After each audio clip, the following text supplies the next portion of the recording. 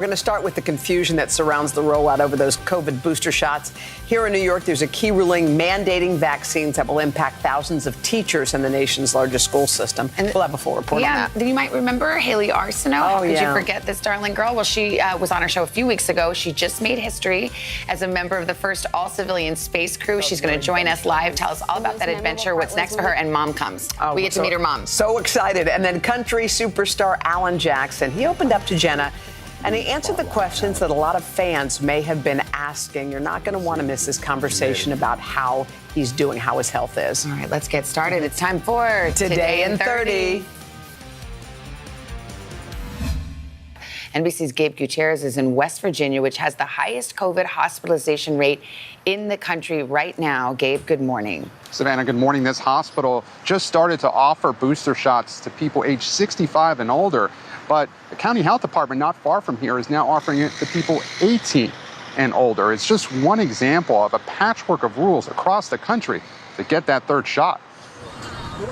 Despite a rocky rollout at vaccine clinics and pharmacies nationwide, no, I haven't any side effects. The president rolling up his sleeve for his Pfizer booster shot. This is a pandemic of the unvaccinated. That's why I'm moving forward with vaccination requirements wherever I can. In the nation's largest school system, New York City, teachers and staff now have until Friday to get vaccinated after a federal appeals court green-lighted a mandate. I think they should get vaccinated. Our kids are in there, and they have to be held accountable. A separate vaccine mandate for healthcare workers drew protests. Some fear losing their jobs. I just can almost go to tears right now because I have bills to pay like everybody else. I went to work every day fighting like a soldier, like a veteran in a war, okay? And today, we're considered zero. With more schools back in session over the past 2 weeks, children made up more than 26% of all new COVID cases. That's an 8% jump from 2 weeks before. Across much of the country, new COVID cases are down. But in places with low vaccination rates like Kentucky, hospitalizations are still high. How busy are you now compared to a few months ago? We have about 50% more patients and 50% more ICU type patients than we had before. St. Clair Regional Medical Center has set up this tent for monoclonal antibody treatments in its parking lot. So I think for our community, it has made a big difference in keeping people out of that acute care setting. Still, the hospital's vaccine clinic is so far only offering boosters to immunocompromised people, while here in West Virginia, the governor is urging everyone 18 and older to get them. They're dancing around it with some gobbledygook language, but they're open the floodgates wholeheartedly and everything to say, go get the booster shots. Here in Charleston, West Virginia, the number of cases inside this hospital, more than 100 COVID patients inside this hospital system. But the hope is across the country, as new COVID cases drop, that hospitalizations and deaths will follow suit. Meanwhile, the governor of West Virginia says that more than 12,000 COVID booster shots have been administered in this state so far. Savannah? Gabe Gutierrez, thank you very much. We're back, special series, The New Space Race, and this morning, a remarkable woman who keeps finding new ways to inspire everybody. We are speaking about Haley Arsenault. She was the youngest member selected for the Inspiration4, the world's first all-civilian mission to space. We carefully followed her journey every step of the way, and we are so honored to have her right here in Studio 1A, along with her mom, Colleen. It's so good to see you both. We have a million questions for both of you, but Haley, this is the first time we got to sit with you since you were up in space. You did that splash landing. We all watched biting our nails. What was the most memorable part of your adventure for you? For the whole adventure to space, the most memorable part was when we called the St. Jude patients. And it's what I was looking forward to the most. And I have to say that was one of my life highlights. And some of the kids on that call, this live call, were my own patients that I've gotten to know really well. And so they had the sweetest little questions about what it's like to be in space. And hearing their voices just, it made it all worth it, all this hard work. It was just very full circle. Everyone says, Haley, that when you see, you're one of the rare people who have done it, you see Earth from space, that it changes you. Did you feel like that? Yes. So whenever we got to put our head in this cupola, which was brand new, our mission flew the biggest window that's ever been flown in space. And we got to get in it, and all we saw was the entire circle of the Earth and space around it, and seeing the clouds move. And it was life-changing. I just was filled with so much gratitude that I was able to see that and experience that and felt like we really need to take good care of our planet. Colleen, I was feeling you. When she took off, every mother was feeling you. Yes. And how nervous were you to let your little girl go up into space? You wouldn't even do an interview until it was over. Yeah. We wanted to talk to you many times. We're like, let's talk to Mom. She's like, not till she's back on. Well, I really thought the morning of launch that I would be in pieces, and I wasn't. It was incredible because I think SpaceX had prepared us so well, and we did dress rehearsals, and then we had a big crowd of a lot of family and friends, and I was with all the other crew families, and we had just so much support and prayers, and they just kept us all focused on just how exciting everything was. And I couldn't let her see that I was going to be, falling apart. She needed to have as much strength as possible to do what she needed to do. But now you can tell her, did you hold your breath for the entire 3 days? Well, they kept us very busy during that time. Good. We actually got to do a little flight, zero-G flight, and experience what that was like. They tried to keep us very busy, and then every day they gave us a briefing, and we got to see them in the capsule and what they were doing, and that helped a lot. One of the most poignant images is of you holding a picture of young you when you were bald and up there at zero-G with your glorious hair flowing around. And that was the image, Colleen, you said you posted on Facebook for Daughter's Day. And everyone said, you win, you win. But what did that image mean to you in that moment? It's hard to describe. Part of me wishes I could go back and show my 10-year-old self that picture and say everything is going to be okay. But now I can share that picture with my own patients and show them that it gets better. Hold on to hope because it gets better. And before we let you go, an amazing welcome back at St. Jude for you. This was a surprise, right? You knew they were going to do something. Did you know you were going to have a big old parade? I did not. No, that was a surprise. And the patients had made signs, they had art, and it was so special. I will remember that forever. And this one little girl had a sign that said, I want to be an astronaut. And I said, you can do anything you want to do. Oh. And so it was really special to share that with them. Well, you proved it. You're amazing, Haley. And Colleen, you did so good with this little girl of yours. You did so good. Wow. Thanks for being here with us, guys. We appreciate it. Yeah. Hey, everybody who's watching Today in 30. I'm Trisha Yearwood. You're going to want to stick around because I'm making brownies, and you're never going to guess what's in them. Make the most of your day with Today in 30. We give you a mix of everything you love about our show in a mere 30 minutes. Savannah and Hoda bring you what you must know. The biggest moments of the morning. One Republic! Exclusive interviews. Why did it work for you? You're right. I am more talented than the rest. And important headlines. Major medical news this morning. Watch Today in 30 on your schedule. Streaming every day on Today All Day. Sometimes the news can be difficult and overwhelming for kids to understand. Will coronavirus come back next year? So to help make sense of it all, we've created a newscast just for them. Man, you know a lot. We hope your family will watch Nightly News Kids Edition. Today is now a podcast, available every morning. Listen wherever you get your podcasts. It has been a long year. Yeah, where it's been anything but normal. Well, now there's hope. The COVID vaccines. I know. It's been a little confusing. Like really confusing. So it's more important than ever to make a plan. Visit planyourvaccine.com to find out where and when to get your vaccine. What are you waiting for? Roll up your sleeves and plan your vaccine. Plan your vaccine. Plan your vaccine. Today is now a podcast, available every morning. Listen wherever you get your podcasts. The Meet the Press Chuck Todd Cast, free wherever you get your podcasts. We are back with Today Food, and this morning we are joined by country music star and best-selling cookbook author. There she is, Trisha Yearwood. Known for her Hi, easy Trish. to cook and crowd-pleasing comfort food, she is out with a new cookbook today. Congrats, it's called Trisha's Kitchen. While writing it, she also released a deluxe version of her Every Girl album and filmed a new season of her Food Network show, Trisha's Southern Kitchen. So Trisha has not been busy at all. Hello, how are you? I'm good. Good morning. How are you guys? We're good. We're excited about your brownies, but is that the kind of stuff we're going to see in your cookbook, Trisha's Kitchen? Yeah, there's a little bit of everything. You know, it's everything from breakfast to dessert and everything in between. And this particular recipe is one of those things where go to bed at night and go, what if I put like potato chips and bacon in brownies? How would that be? So some of my craziest ideas come right when I'm going to bed at night. And this is one of those cookbooks that you actually wrote with your sister, so you guys have a lot to draw from, right? Yeah, she moved to town this year, and she and I haven't lived in the same town since we were in high school. So I love having my person as my neighbor, and she's helped me on all the books, and it's just great. We have these shared family memories, and then we have some new things that we do, and so it was really a godsend to be able to work on this and really focus on this during this pandemic. I'm sorry, I can't stop thinking about this brownie for a second, Trisha.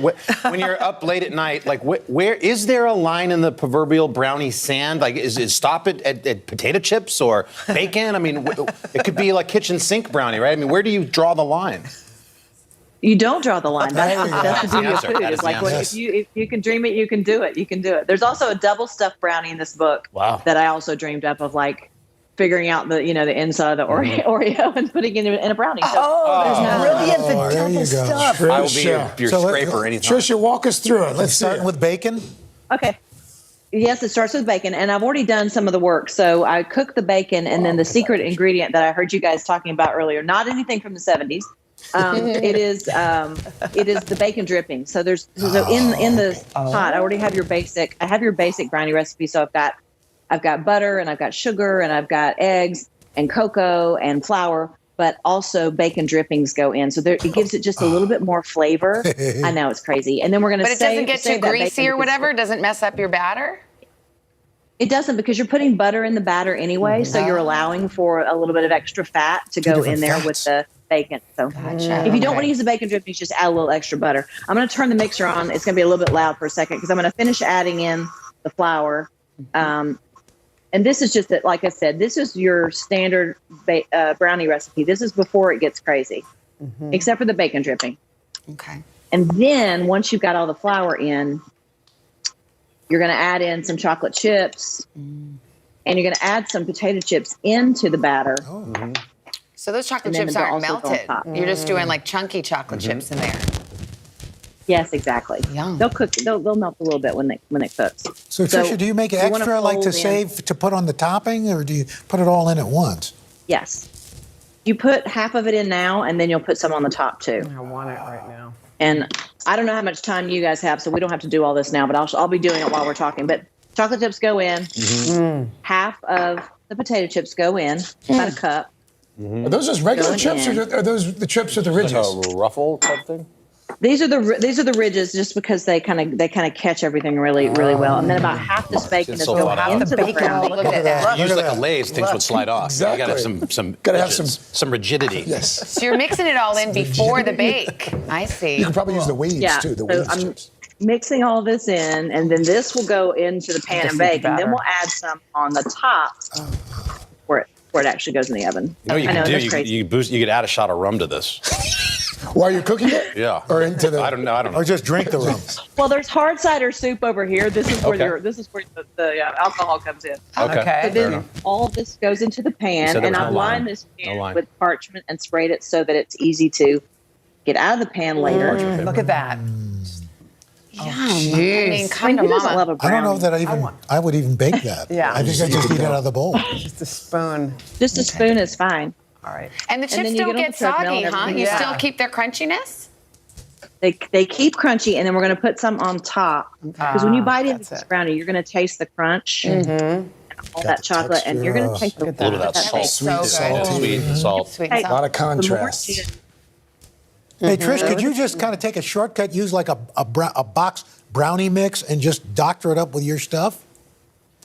Of course you can. Make it work for you. So you have to save some of the toppings for the top. too. Yeah. Can we Yeah, see save it it for the after you top, bake and then it? this What does goes it in the look oven. like? I want to see it. You can't. Well, this is the final product. Let me get rid of this. Okay. Here's the final. Oh. Here's the beauty. Oh, Let me see. mama. Oh, my Take us- word. So then you got your. I mean, look at come that. on. I mean, That's you not don't fair. take those Please to a take party. one bite. That is You don't gorgeous. come with any Begging extra. you. Take one bite. Oh Just yeah. for us. I haven't even had breakfast yet. I want that. I want to be Trisha Trisha Yearwood right now. Thank you for We all want to be Trisha Yearwood. Congrats on the album, Yeah. the new season of the show, the cookbook. My goodness, you need some sleep. Thank you. You can check that cookbook out, Trisha's Kitchen. It is your fourth, and it's fantastic. And all the recipes, just go to today.com/food. I'm going to make that. Me too. I like I to want make to have brownies, that. and I think I could do that, Trisha. I'm going to do it. them in, I'll bring them put, in. I'll I might put add mini them in. M&Ms. Mini M&Ms. Mini I like M&Ms. that. You just Minis. keep Like adding it, and like adding. it. All right. Make the most of your day with Today All Day. Get closer to all your friends at Today in a whole new way. Today in 30. We give you a mix of everything you love about our show. a mere 30 minutes. Shop today with Jill Martin. We're helping you shop like never before. The latest styles and biggest names. Today Food. Things are heating up in the Today All Day kitchen. Cooking essentials and recipe inspiration. Is that ready? Are you ready? Oh, I'm so ready. Only on Today All Day. For breaking news in our changing world, download the NBC News app. Make the most of your day with Today in 30. We give you a mix of everything you love about our show. a mere 30 minutes. Savannah and Hoda bring you what you must know. The biggest moments of the morning. One Republic! Exclusive interviews Why did it work for you? You're right. I am more talented than the rest. and important headlines. Major medical news this morning. Watch Today in 30 on your schedule. Streaming every day on Today All Day. It has been a long year. Yeah, where it's been anything but normal. Well, now there's hope. The COVID vaccines. I know. It's been a little confusing. Like, really confusing. So it's more important than ever to make a plan. Visit planyourvaccine.com To find out where and when to get your vaccine. What are you waiting for? Roll up your sleeves and plan your vaccine. Plan your vaccine. Plan your vaccine. Sometimes the news can be difficult and overwhelming for kids to understand. Will coronavirus come back next year? So to help make sense of it all, we've created a newscast just for them. Man, you know a lot. We hope your family will watch Nightly News Kids Edition. Today is now a podcast available every morning. Listen wherever you get your podcasts. The Meet the Press Chuck Toddcast. Free wherever you get your podcasts. This morning, Jill, you got a great She Made It that is perfect for Hispanic Heritage Month. Yeah, this is a really beautiful story. I had the chance to talk with social media influencer Yasmin Maya. She went from doing makeup videos to creating her own brand, and she has overcome some incredible obstacles on her path to success and happiness. Take a look. Influencer Yasmin Maya has over 3 million followers glued to her makeup and hair tutorials. Hey my beauties, welcome back to my channel. Bienvenidas de nuevo a mi canal. Yo soy At 30 years old, the wife and mom with baby number 2 on the way. Baby bump.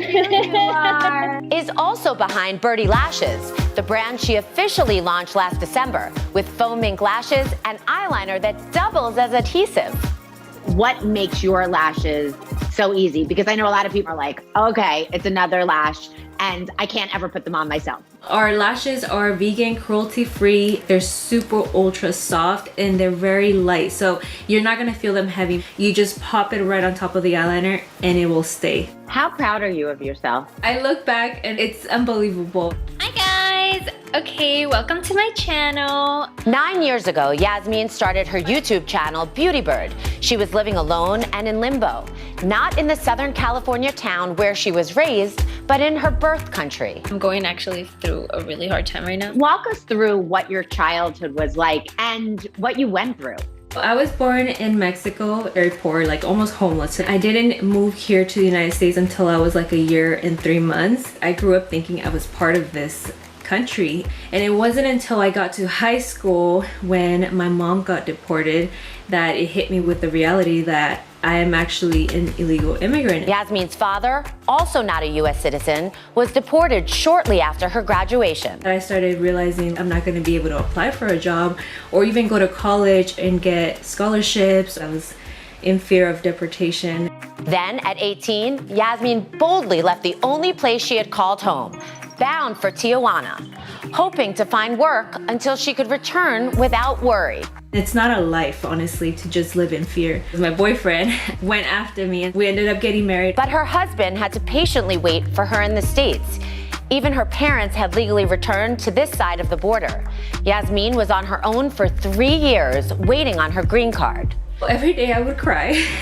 So how did you overcome that? I started watching YouTube videos, girls doing makeup, and my mom was like, why don't you give it a try? And I was like, you know what, you're right, I have nothing to lose.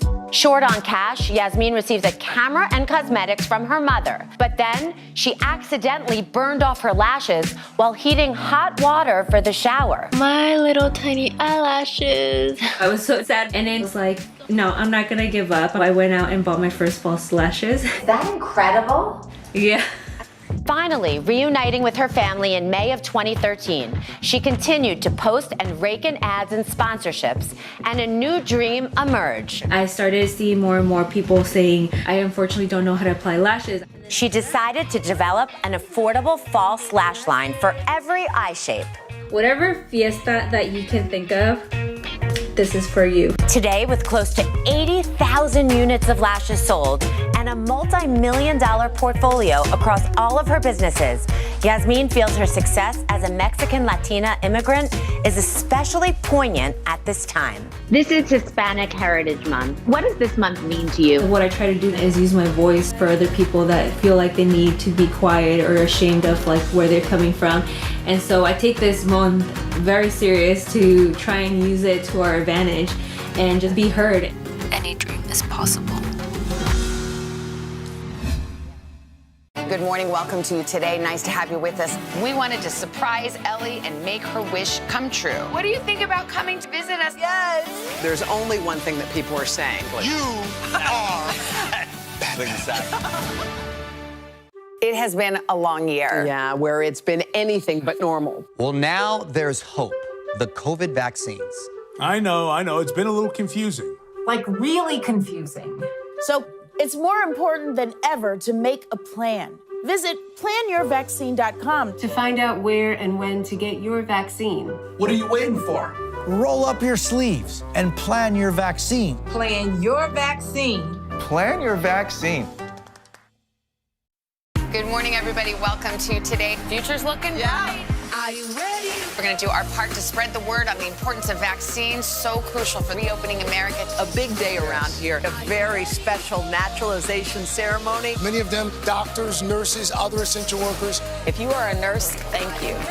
Spring has sprung, guys, and we want to fill this season with some fun and surprises. Yes. This is the face of excitement. Celebrating Earth Day. Let's change the world. Love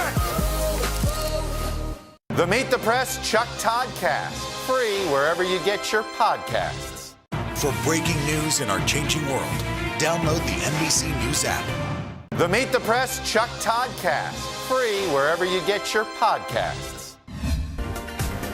Ask any country music fan, and they'll tell you Alan Jackson is country music royalty. Talking about an amazing career coming from a small town in Georgia, Alan is now one of Billboard's top 10 country artists of all time. He's got 35 #1 hits. 35, but life certainly hasn't been easy for the music star, and I recently headed down to Nashville to catch up with him and his family. Alan decided it was time to open it up to his fans about a medical condition he's never spoken about publicly. Take a look.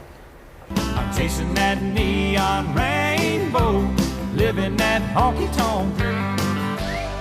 For 3 decades, Alan Jackson's been living his honky-tonk dreams.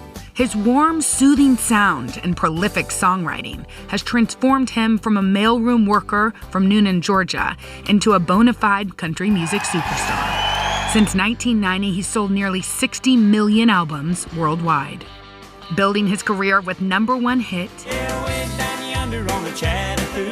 after #1 hit. Remember when?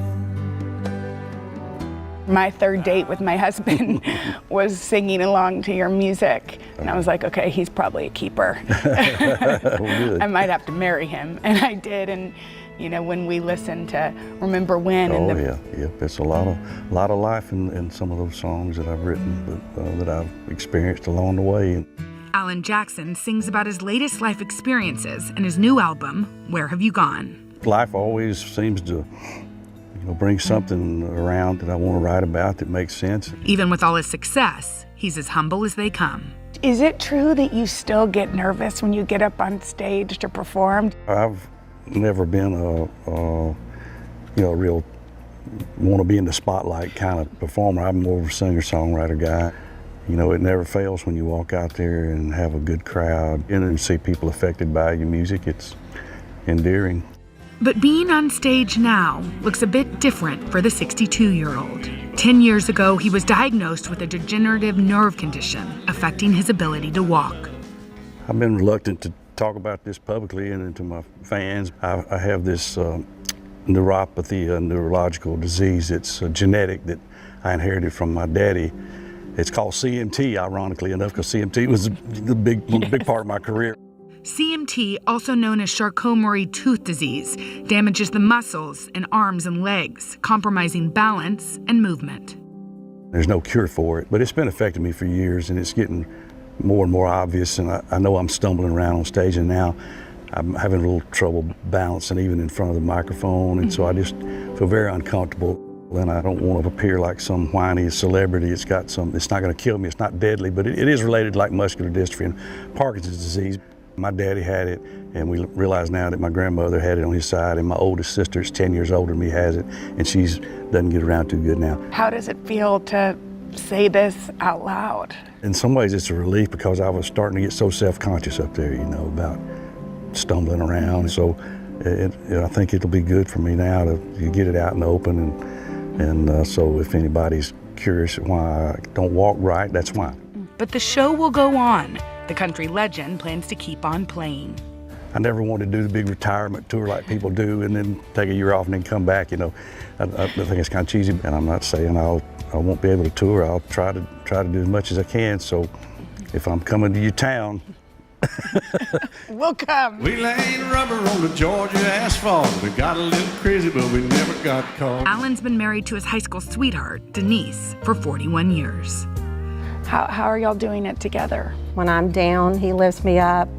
When he's down, I try to lift him up. And the happy side of that is we've had a fairy tale life. Whether in difficult times or in life's sweeter moments, Alan's music is inspired by the people he loves most. Is it true that when you listen to your kids talking and their friends, you get inspiration for some of the more fun, rowdy songs? Yes, I've had them on just about every album. I had a song called Good Time, just a fun Friday night song. It was a hit, and I spelled out the words in there on one of the G with an O, O with a D, T with an I and an M and an E. And where I got that from was going to my girls' high school basketball and volleyball games for years, and the cheerleaders were cheering out the school, F with the R, R with the A, F-R-A. And, that ended up making that chorus like that, so just always something. At this stage in your life, how important is music to you? When you're starting out, you got that record deal and you're writing songs and making albums, you're watching that chart and trying, you're consumed with it. That's what most people are. I've always just kept believing that the songs are the important thing. I kept trying to write, and hopefully that's been part of my longevity, is being able to come up with songs.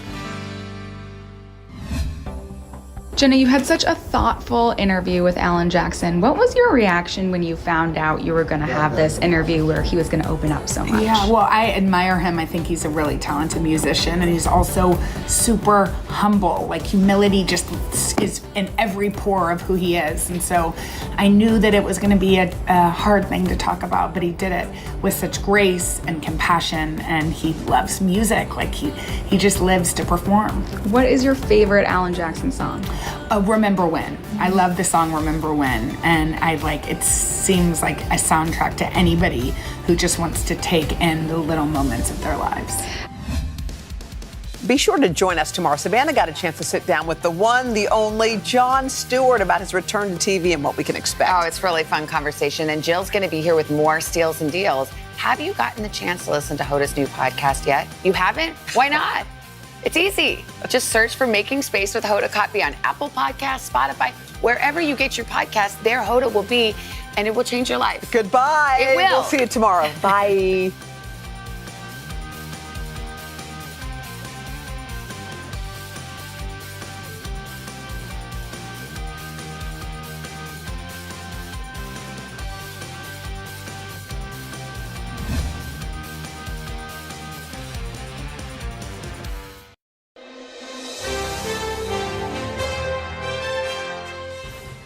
Hey, gang, welcome to Today All Day. The next 30 minutes, you'll be hanging with me, and I have some of my favorite original videos just for you, full of inspiration and hope. So take a seat, get a tissue, come along for the ride as we hear words of wisdom from some of my favorite people.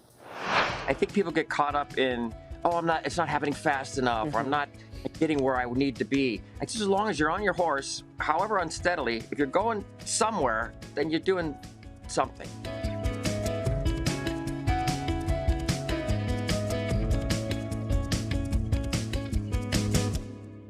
This is one of my favorite things to do, to find out what my favorite people, what their favorite quote is. John Stamos is with us on Quoted By. And John, do you have a quote that's kind of your North Star? Well, I love this Thomas Wolfe quote. Do you have it on there? I have it. What was important, perhaps, was not that the beggar was drunk and reeling, but that he was mounted on his horse and, however unsteadily, was going somewhere. Why does that speak to you? Well, I mean, I think, look, just the idea of going forward is so important, and growing and moving forward. I think people get caught up in, it's not happening fast enough, or I'm not getting where I need to be. Just as long as you're on your horse, however unsteadily, if you're going somewhere, then you're doing something, right? Yes, and how long did it take you to come to that realization? Because, I mean, I bet you when you were younger, you were always, like, wondering what's taking so long. I still do it at times, and you just gotta go, look, it's about the journey, but at least I'm moving forward. If it's an inch today, that's great. If it's a mile today, that's also great. But it's sort of, I just have this image of this beggar who's like just, drunk and reeling, but he's on his horse and he's mounted and he's going somewhere, versus just sitting around and not doing anything because of fear. A lot of people are so afraid to move forward because, the reasons we just said, like they can't get there fast enough, or it's not working, or it's not moving. Get on your horse, people. All right, that's a beautiful Thomas Wolfe quote. All right, John, thank you so much. People want to be where you are in their careers, and they wonder, like, is this Charmed? Yeah. Do things just work for her, or has it been a series of bumps? Oh, it's been a series of bumps, as you know, in this industry, and an industry that we both love. Mm-hmm. But it's not rainbows and unicorns all the time.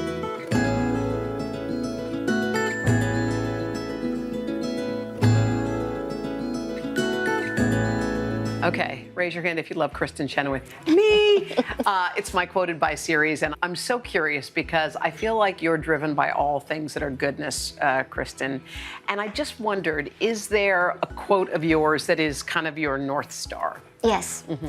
It's changed over the years, but I've stared at it for a year and a half as I have it in a little frame. Mm-hmm. And it's by Elizabeth Edwards, the former wife of John Edwards, the senator, oddly enough. Okay. But this is what she says. She stood in the storm, and when the wind did not blow her way, she adjusted her sails. And I thought, that's what we have to do in life. Mm-hmm. And of all women to say that, of course, she went through a lot of stuff, I think. But even in the good times, you still got to adjust your sails. Because sometimes you feel like it may end up hitting a dead end for you if you don't do that. Yeah. So has that been how you feel like? Because people want to be where you are in their careers, and they wonder, like, is this Charmed? Yeah. Do things just work for her, or has it been a series of bumps? Oh, it's been a series of bumps, as you know, in this industry, and an industry that we both love. Mm-hmm. But it's not rainbows and unicorns all the time. Mm-hmm. I have had to sing during funerals, births, deaths.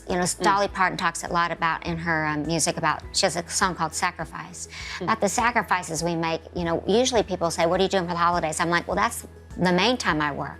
Mm-hmm. Now, this is a chosen thing. I love it. Mm-hmm. But the audience doesn't need to know that my uncle just died, or so-and-so is sick, or whatever. They want to see a show.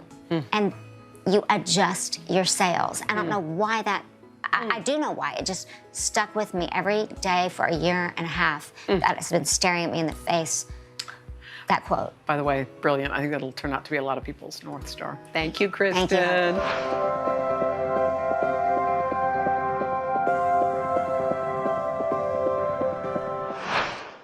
For breaking news in our changing world, download the NBC News app. Some experts say that this bill still isn't enough. Do you accept that criticism? There's been a ton of confusion from the CDC. Can we try to clear some of this up? Is America safer today with the Taliban in charge of Afghanistan? If it's Sunday, it's Meet the Press. The Meet the Press Chuck Todd Cast, free wherever you get your podcasts. It has been a long year. Yeah, where it's been anything but normal. Well, now there's hope. The COVID vaccines. I know. It's been a little confusing. Like really confusing. So it's more important than ever to make a plan. Visit planyourvaccine.com to find out where and when to get your vaccine. What are you waiting for? Roll up your sleeves and plan your vaccine. Plan your vaccine. Plan your vaccine. Make the most of your day with Today in 30. We give you a mix of everything you love about our show in a mere 30 minutes.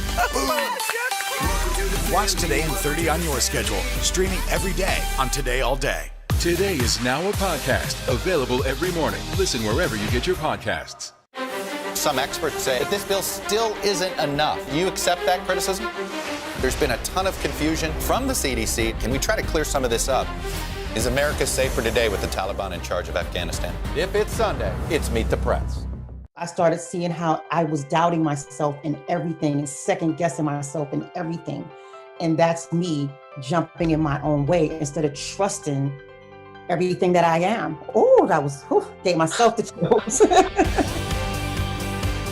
All right, this is one of my favorite segments. It's called Quoted By, and I'm with one of my favorite people who I find incredibly inspiring. If you know anything about Mary J. Blige's life, you know about overcoming, you know about persevering, and you also know about just finding out who you are. So I am so happy to be sitting here with you because I just am. And I just wondered, do you have like a guiding light, Mary J., a quote that speaks to you? Yes, it's a quote that was given to me by one of my favorite artists when I first met her, is Chaka Khan, and she told me that I needed to get out of my own way. And I think she was speaking vocally as well. She said, once you learn how to do that, you're gonna be able to do anything. And later on in life, it didn't really click what she was saying until I started seeing how I was doubting myself in everything and second guessing myself in everything. And that's me jumping in my own way instead of trusting everything that I am. Oh, that was, gave myself the chills. Trusting everything that I am, because everything I am is what I am, and I can only give you me. So if I gotta stop doubting me, I can only give you the greatness of me. Do you ever think, like, one thing I think people struggle with too is, I read a quote, I loved it. It says, you're the sum total of the 5 people you spend the most time with. So choose wisely. Yes. Did you have to kind of unload or say goodbye to people in your life to kind of clear your path? And how hard was that? Listen, environment is everything. So in order to grow, you have to change your environment. In order to get something new, you have to see something new. If my environment didn't change when I was living in Yonkers in the projects, if I didn't see something else, I had girlfriends that took me out of the projects, and I experienced Benzes and jewelry and furs and condos and houses, and I saw something else. So that made me want something else. So the environment is extremely important, and you're gonna shed people, and it's gonna be a little sad, but they have to go. When things start to stall, someone has to get off the boat or get off the bus. Everyone's not going. It's too heavy. You know, when the bus stops, somebody has to get off. You know what I mean? Yes. So, yes. Yes, because you can only carry so many people. You're right. You're absolutely right. And do you, lastly, Mary J., have any advice for people some people are feeling either alone or their problems are getting magnified just because of the current environment that we're living in? What advice would you have for them? First of all, loneliness is hard. If you're by yourself at this moment, take this time to get to know you. Take this time to absorb you, to embrace you, to talk to you. You know, people say you're crazy when they say talk to you, talk to yourself, but talk to yourself, love yourself, greet yourself in the morning, take a bath, do something, give yourself a natural oatmeal facial, whatever you do. But use the time instead of having a woe is me moment, and lift yourself up and be patient in the moment, because I think sometimes we end up by ourselves because things have to be fixed in order for people to come, the right people to come around. You understand? I think I heard about 10 quotes in there that I want to steal and take as if they were my own. Okay. Mary J., you are so full of inspiration. Thank you for doing our Quoted By series. Good luck with with your new music. You're going to come back to see us hopefully in Studio 1A soon as the lights turn back on. And we miss you. Thank you, Hoda. I'll see you soon. Good. I can't wait. Thanks, Mary J. We can have honest conversations with love. We can have difficult conversations with love. We can have conflicted conversations with love. And I think recognizing that is what becomes our new superpower. This Quoted By series is one of my favorite things I do. And one of the people who just brings instant calm to us is a guy that you guys love named Jay Shetty. So Jay, I know that you have many North Stars, but I'm just trying to, if you could put your finger on a single quote that you sort of live by, what would that be? Hoda, you've made my life very difficult because there are so many incredible messages and wisdom and quotes out there that I absolutely love. But I'd have to say my favorite one for right now is this beautiful quote from Maya Angelou where she said, "Hate, it has caused a lot of problems in this world, but it has not solved one yet." And I think this is just such a beautiful message for right now and something that I try and live by, because there are so many occurrences in our everyday that can force us to hate, that can force us towards negativity, that can force us towards judgment. But actually, when I hear this quote, I realize that not only is it just an uncomfortable feeling or it being just not a nice feeling inside, as Maya Angelou says, it doesn't solve any problems. And I think when you realize that, you think, wow, well, love and compassion, these are the superpowers that humanity so needs right now. So this is the quote I wanted to share. By the way, that's a perfect quote. And I was just thinking, you remember we used to hear politicians just joke around together, even if they were on opposing sides, just humor, little basic niceties that I feel like have gone. How do you think you bridge the gap like that? Because I love this quote that you picked. I think it's beautiful. I'm going to read it again. Hate, it has caused a lot of problems in this world, but it has not solved one yet. But how do you take action to try to move forward on that, do you think? I think one of the biggest things we get confused, Hoda, is like we think that you can't be loving and courageous, or we think that you can't be assertive and affectionate. But the truth is, that's when it's most powerful.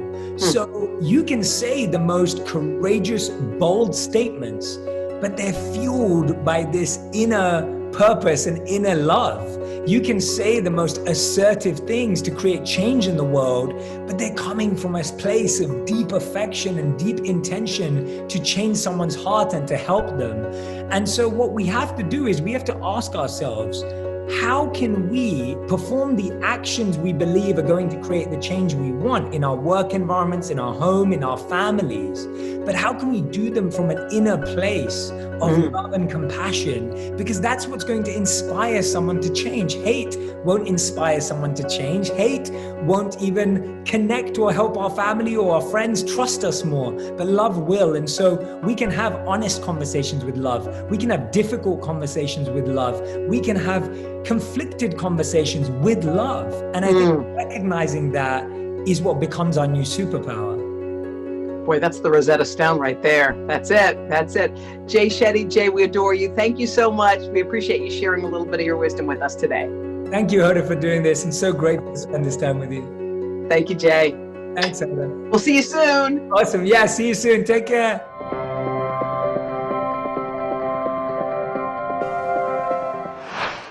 Good morning. Welcome to Today. Nice to have you with us. We wanted to surprise Ellie and make her wish come true. What do you think about coming to visit us? Yes. There's only one thing that people are saying. You are exactly. It has been a long year. Yeah, where it's been anything but normal. Well, now there's hope. The COVID vaccines. I know. It's been a little confusing. Like really confusing. So it's more important than ever to make a plan. Visit planyourvaccine.com to find out where and when to get your vaccine. What are you waiting for? Roll up your sleeves and plan your vaccine. Plan your vaccine. Plan your vaccine. For breaking news in our changing world, download the NBC News app. Good morning. Welcome to Today. Nice to have you with us. We wanted to surprise Ellie and make her wish come true. What do you think about coming to visit us? Yes. There's only one thing that people are saying. You are. Make the most of your day with Today All Day. Get closer to all your friends at Today in a whole new way. Today in 30. We give you a mix of everything you love about our show in a mere 30 minutes. Shop today with Jill Martin. We're helping you shop like never before. The latest styles and biggest names. Today Food. Things are heating up in the Today All Day kitchen. Cooking essentials and recipe inspiration. Get ready. Are you ready? Oh, I'm so ready. Only on Today All Day. Sometimes the news can be difficult and overwhelming for kids to understand. Will coronavirus come back next year? So to help make sense of it all, we've created a newscast just for them. Man, you know a lot. We hope your family will watch Nightly News Kids Edition. For breaking news in our changing world, download the NBC News app. The Meet the Press Chuck Toddcast. Free wherever you get your podcasts. I went inside myself and I decided to choose myself. And it's all turned around. Okay, I love a couple of things. I love my Quoted By series, and I love our guest, Billy Porter. He's won it all, Grammys, Tonys, Emmys, I don't know, awards that have not yet been invented yet. Billy, it's so great to see you. You know, I'm always struck by your positivity and your light. I feel like some people lead with their light. And so when I see you, I always think, like, I wonder what his quote would be. What's his guiding light when it comes to quotes? So what's yours? My favorite quote comes from Marianne Williamson. And it says, our deepest fear is not that we are inadequate. Our deepest fear is that we are powerful beyond measure. It is our light, not our darkness, that most frightens us. We ask ourselves, who am I to be brilliant, gorgeous, talented, fabulous? Actually, who are you not to be? You are a child of God, and your playing small does not serve the world. There is nothing enlightening about shrinking so that other people won't feel insecure around you. We were all meant to shine, as children do. We were born to make manifest the glory of God that is within us, and it's not just in some of us, it's in everyone. And as we let our own light shine, we unconsciously give others permission to do the same. As we are liberated from our own fear, our presence automatically liberates others. That is my favorite. I love that. I love that for so many ways. Did you ever find yourself, Billy, at some point, like just trying to make yourself smaller so someone near you felt bigger? Yeah? Always.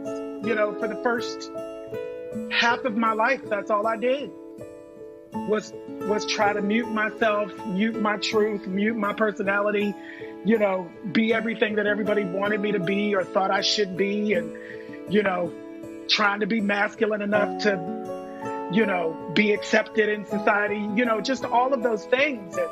And this quote came around, you know, it's often been attributed to Nelson Mandela. Mm-hmm. And so I had initially heard it through readings about him, and it actually came from Marianne Williamson. Mm-hmm. So I wanted to make sure I gave the right credit for that. Was there a moment or a light switch or something that made you said, no more, I'm not gonna live like this anymore?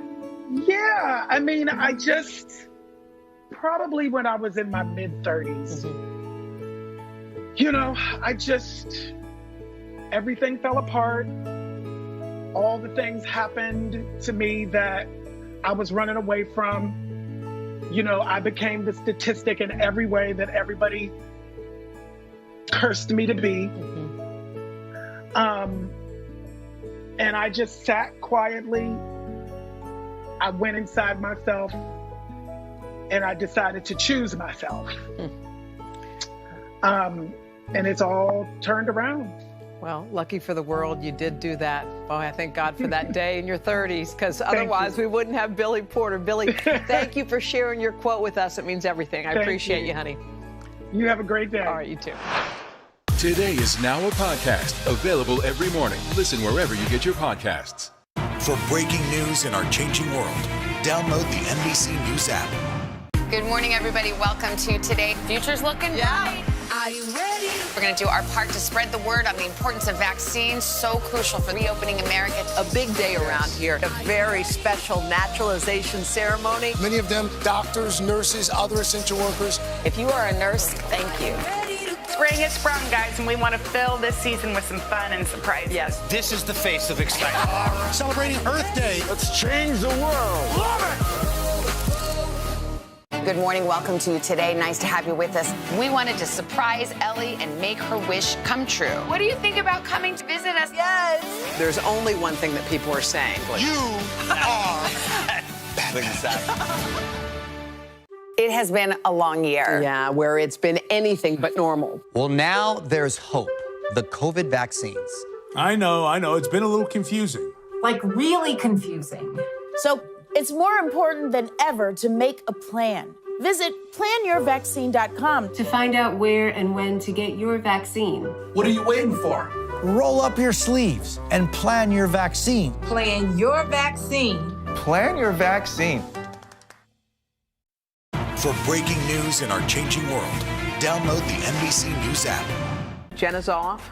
And all this week we've been doing this thing where they bring a surprise guest into the studio. And again, it can't be anybody in person because of COVID stuff. So I'm about to find out who our surprise guest is. So here are the clues. Bring them on. Hoda, here are your 3 clues for today's mystery guest. Okay, I thought it was Andy 1. Cohen's voice. This person was born in the state where you spent much of your youth. 2. West Virginia? This person is a coach, but not in sports. Blake? And 3. There's no doubt he's engaged to the coolest girl around. Y'all booked Blake. Guess the mystery guest. Y'all did not book Blake Shelton. Oh, yes. I'm booked. Yes, yes. Blake, how are you? Well, it's really early here in Los Angeles, so I'm not sure yet how I am. Okay. Wait a minute, I have a question for you, Hoda. Okay. What was one of the clues that did you live in Oklahoma? Well, I was born in Norman, Oklahoma. Yeah. I grew up in Morgantown, West Virginia, and went to college at Virginia Tech in Virginia. But Oklahoma, I mean, my parents went to OU, man. My mom and dad went there. I don't know how. Maybe I knew. I don't remember ever knowing that before. I don't think I ever knew that. Are you in a playroom? No wonder we have this connection. No wonder. Wait, are you in a playroom? What are you doing in there? Where are you? I mean, look at this. No, this is actually, believe it or not, Gwen's office. That's the difference in Gwen's house in Los Angeles and my house in Oklahoma. There's deer everywhere at my house in Oklahoma, and there's whatever this is behind me at Gwen's house. You know what I thought it was going to be? You know what I thought you were going to tell me? You know what I thought it was? What? I thought it was the baby's room. I was like, is that what's happening back there? So wait, so tell me, first of all, it was so funny because just this morning we did a story on the Voice situation, and they said that Ariana Grande is going to be joining you guys.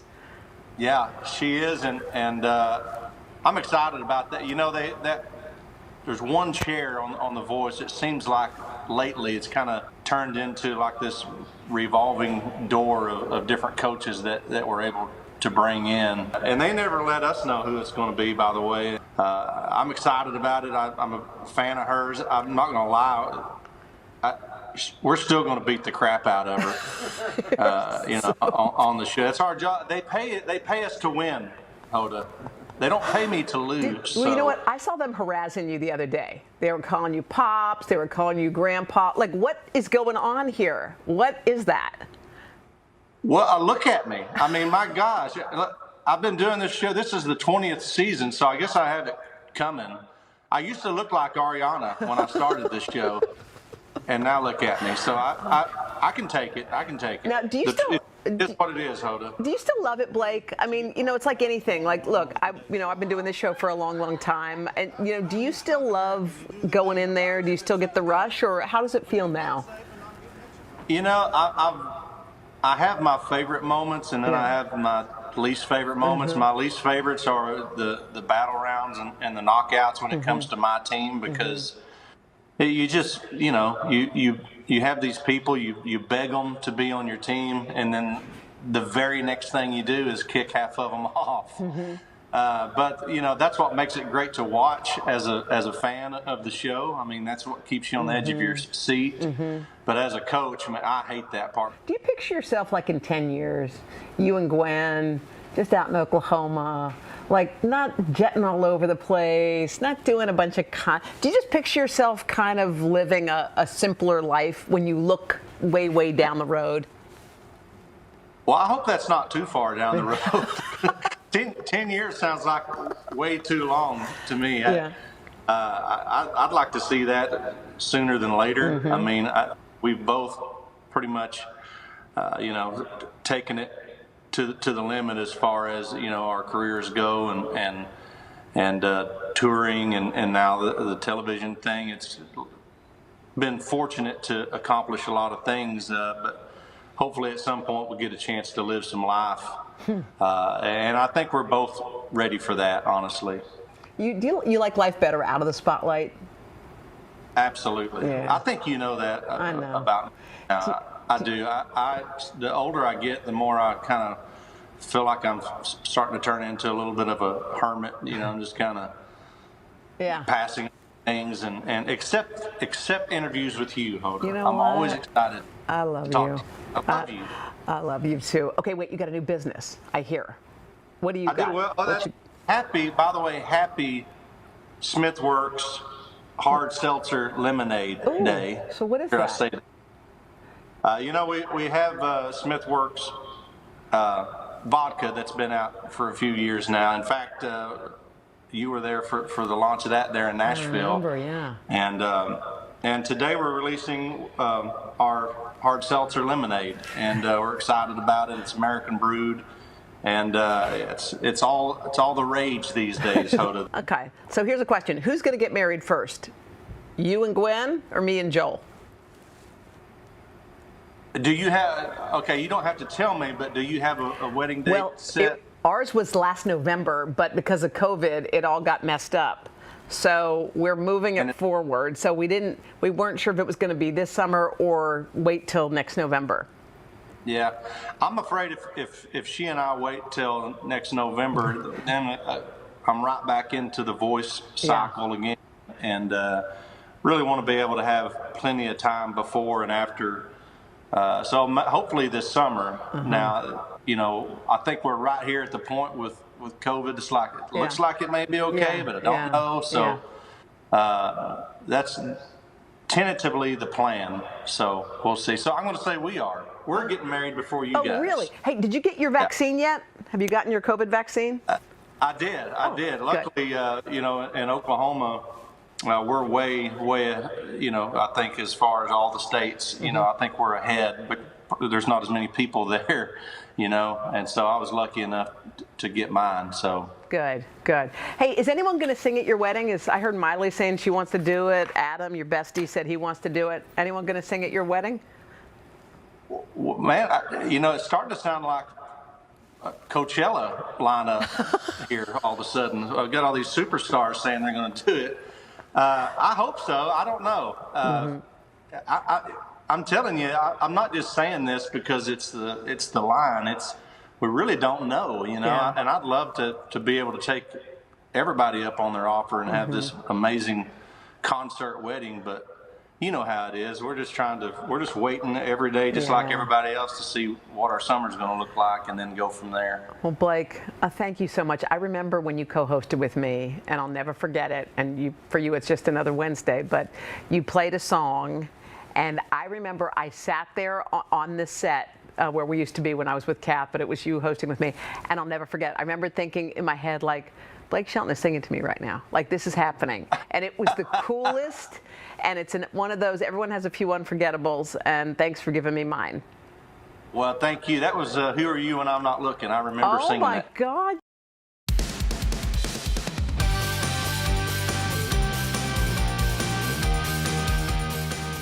Hey, Today All Day, we've got a great show for you on this Tuesday morning, including an all-day exclusive chat you can only see here. Let's kick it off with Pop Start. We check in with Carson, who's covering all the buzzy headlines, including a very interesting press day for NBA star Kevin Durant. Longtime late-night host David Letterman crashed the Brooklyn Nets media day, and everything went crazy. Take a look. Time for the best time of the day. Pop Start. The Flavor Flav to my Chuck D. That's me, baby. I appreciate the hype. I need it. First up, Sunday Night Football. This will be a good one. Tampa Bay Buccaneers are set to take on the New England Patriots in Foxborough this weekend. It'll mark Tom Brady's first time back on his former team's home field.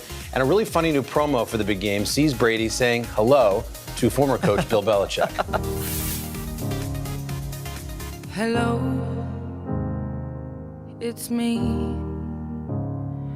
I was wondering if after all these years you'd like to meet. So hello from the other side. At least I can say that I'll try. Somebody at NBC deserves a raise for drawing that correlation of the lyrics of that song with that theme. Great. Genius promo. That is amazing. Hello from the other side. That's a great music video. Who you got your money on? You can watch. No, I do not bet against Tom Brady. I've learned. He's going to win, right? Yeah. Well, Tom Brady? Yeah. The Patriots had such a great game last week. Or you can watch the big return to Gillette Stadium, the Bucs and Pats. That's going to happen here on NBC. Coverage begins at 7 p.m. Eastern. All right, next up, David Letterman, the longtime late-night host, crashed the Brooklyn Nets media day with some hard-hitting questions. That's right, Letterman trying his hand at sports journalism with NBA superstar Kevin Durant. Watch this. They're looking at working a contractual deal that will allow you, when you're not playing for the Nets, days off, you'll be able to play for the Knicks. Comments? All right, Dave, that was the last one. I'm sorry, was that a comment? That was it. How about you? Do you have a comment? Wrap it up. Okay. I'm being told my time is done. Have a great year. You let anybody in here. I think one of the questions he asked was, why do they call you KD? And that's when he apparently cracked up. That's when Durant finally cracked up. That's really funny. I don't know what that was for. I guess I don't know. Just for fun. We'll find David out. had out on Monday. Oh, man. Finally, Jeff Daniels, as part of this year's Atlantic Festival that brings together influential voices in our nation, Harry Smith sat down with the actor and executive producer Dan Futterman to talk about their new show, American Rust, on Showtime. Daniels plays Del Harris, a small-town Pennsylvania police chief who's faced with having to carry out his job while trying to remain loyal to his community. Daniels spoke to Harry about how he identified with that character, and we've got an exclusive clip of that conversation. There is an authenticity to this that is undeniable if you're like me from the Rust Belt. Did you see that too, Jeff? I did. I still live in Michigan. I'm around these people.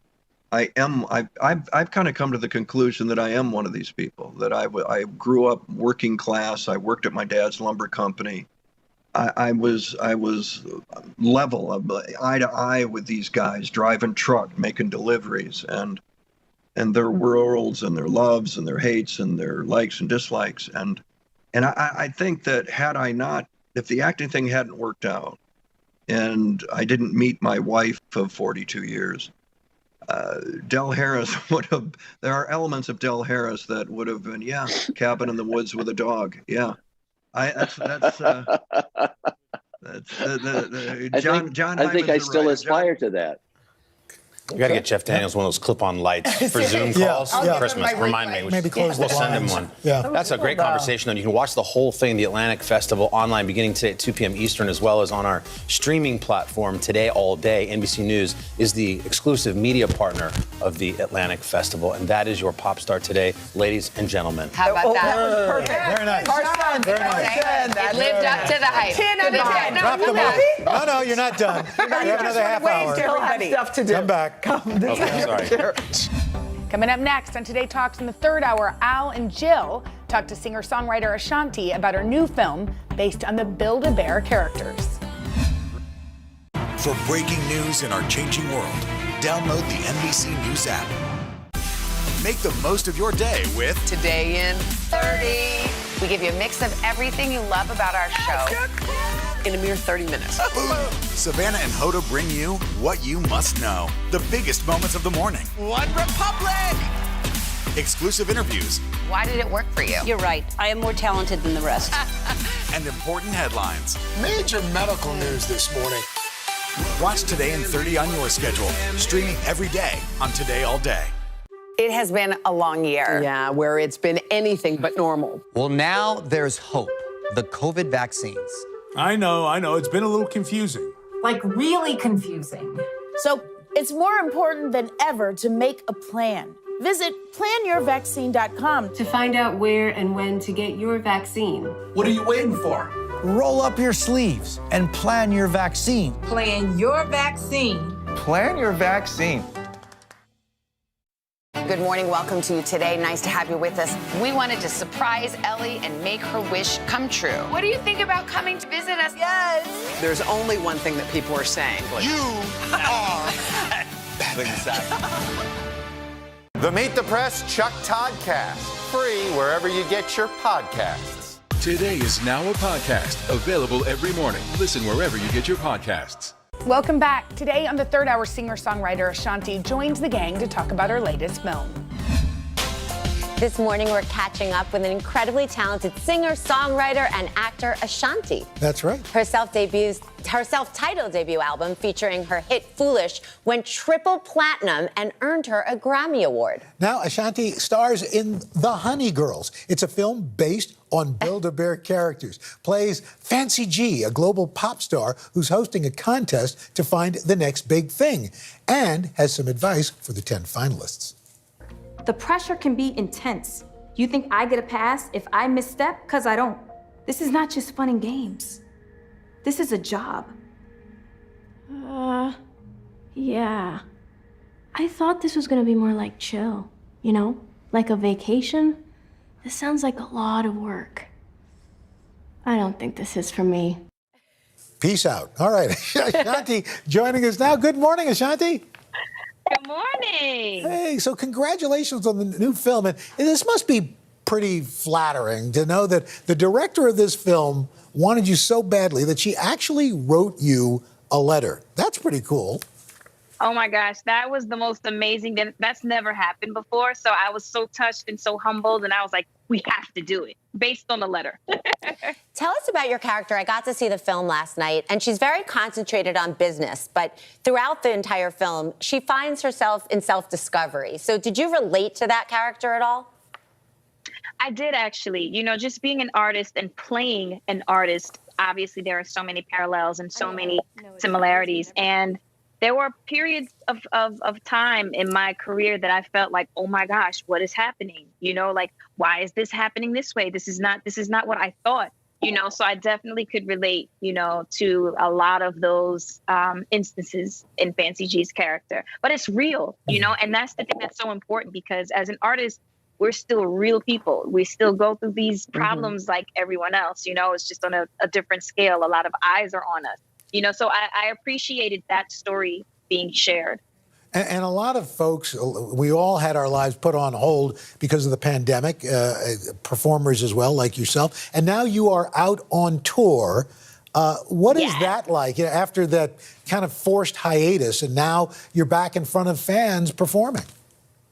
You know, it is absolutely insane. I just left Toronto last night and I performed, and we were outside, and it started raining. But there were so many people out there. It was sold out. And I was like, oh my gosh, guys, we're outside. And the crowd erupted. And it was just like such a surreal feeling, because this time last year, we were like all sitting at home. You know what I mean? And I was just talking about celebrating life and celebrating music and you know, appreciating life and living life to the fullest, because we really don't know what is going to happen tomorrow.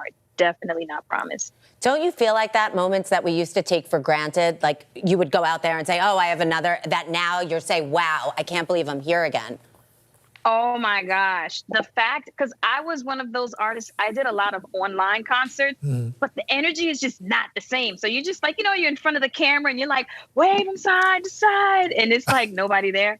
So, so to have people screaming and having fun and singing your records, it's like I appreciate it so much more now. It's an amazing feeling. And speaking of amazing, you're going to be getting next year a star on the Hollywood Walk of Fame.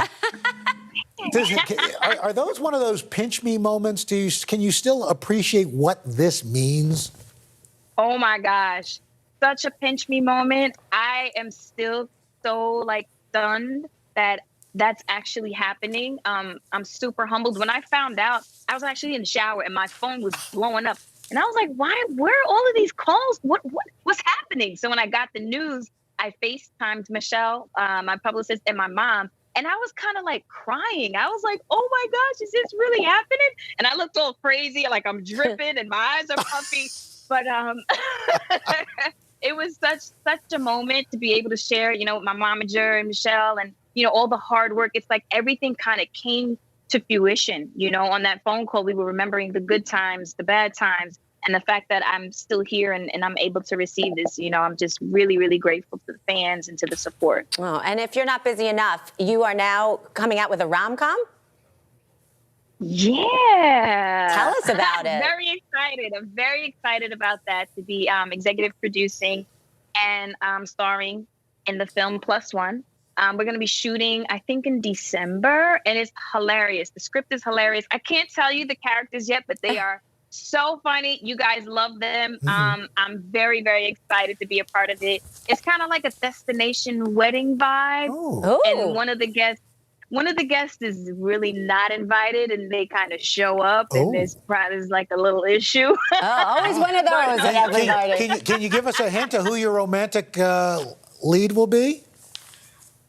Not yet, but let's say look forward to it. All right, there you go. Take it. We'll leave it at that. Ashanti, thank you so much for joining us this morning. Thank you. Honey Girls will be available exclusively on DVD and digital on October 19th. Coming up on Hoda and Jenna, looks like we made it. We made it onto Jeopardy, that is. I'll explain coming up. Good morning, everybody. Welcome to Today. Future's looking bright. Are you ready? We're going to do our part to spread the word on the importance of vaccines, so crucial for reopening America. A big day around here, a very special naturalization ceremony. Many of them doctors, nurses, other essential workers. If you are a nurse, thank you. Spring has sprung, guys, and we want to fill this season with some fun and surprises. Yes. This is the face of excitement. Celebrating Earth Day. Let's change the world. Love it! Make the most of your day with Today in 30. We give you a mix of everything you love about our show in a mere 30 minutes. Watch Today in 30 on your schedule, streaming every day on Today All Day. Make the most of your day with Today in 30. We give you a mix of everything you love about our show in a mere 30 minutes. Savannah and Hoda bring you what you must know. The biggest moments of the morning. One Republic! Exclusive interviews. Why did it work for you? You're right. I am more talented than the rest. And important headlines. Major medical news this morning. Watch Today in 30 on your schedule, streaming every day on Today All Day.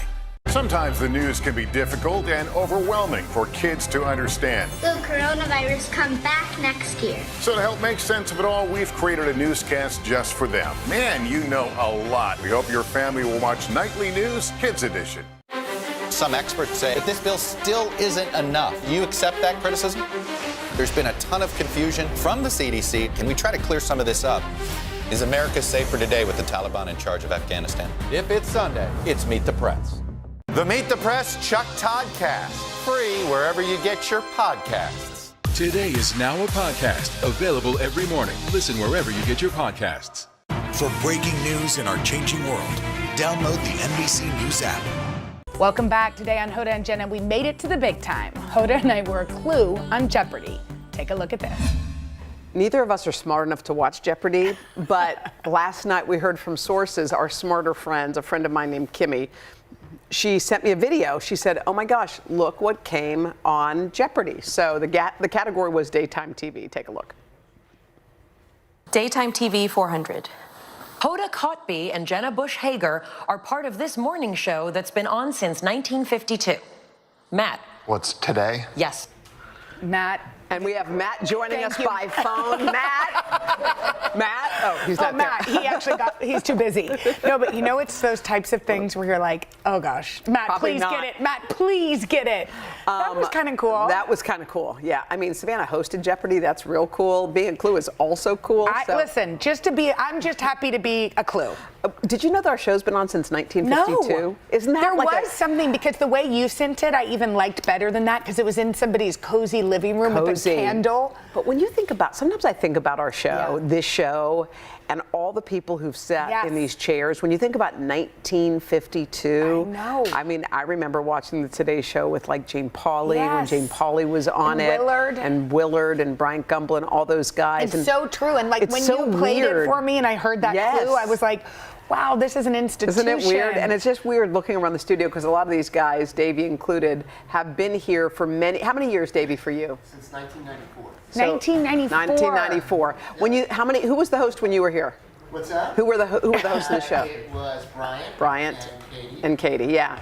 Isn't that, it's just, when you think about the history. I know. Sometimes when I walk through here, I think, you just I cannot can't even believe it. And that window on the wall has been around through all of the iterations. And then, lo and behold, Jenna Bush Hager is a Clue on the Today Show. Didn't you kind of pinch yourself? It was kind of cool, I really know. cool. We don't take that stuff for granted. We don't. All right, actress Rebel Wilson, she's sharing some really awesome inspiration. Yeah, she posted an Instagram picture of herself, and she showed herself after losing more than 60 pounds. Wow, she looks beautiful. Yeah. And she wrote, her caption said, "It's never too late to improve yourself, to improve your health, your heart, your happiness, your harmony.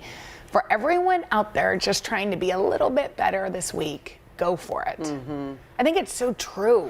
I do too. And Rebel, I didn't realize she was 41 years old. I didn't know that.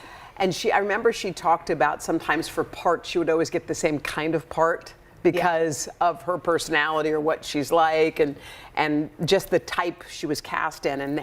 And now it must feel so freeing. It's like to say, this isn't me. Yeah. This is, now this is who I am. Yeah, this is part of who I am, and look at me now. It's so awesome. And I also think she's got, like, the fact that she included all the harmony, because I think a lot of people lose weight and expect a life change, but realize they're themselves, but just lighter. Feel better. Yeah, and I think that she sounds like she got all the boxes, the health, the harmony. But also it seems like if you don't have the harmony and the happiness, it's hard to get the health. Mm-hmm. You got to get to the root of it all. Yeah. She's awesome. She's been sharing her weight loss journey on social media since early 2020. She called 2020, ironically, her year of health. I think that's really cool. Isn't it cool? I feel like she's one of those, she's been here a few times. And when she was here, she's hilarious. So funny. I always wonder about funny people. If you expect them to be funny, you're like, okay, be funny. And let's go to the beach and I expect you. But she kind of is. She is. I bet she's, maybe not always like that. But she has that kind of personality. All right, so Grammy Award-winning singer Billie Eilish, she made headlines, okay, and this is what happened. So she posted a picture on Instagram, and whether or not this was the cause of it or not, she said she recently lost 100,000 followers. Yeah. So she said it was because of a picture she posted. This is the picture that she posted. She's wearing a corset, and she says that she thinks her fans are kind of used to her dressing a certain way.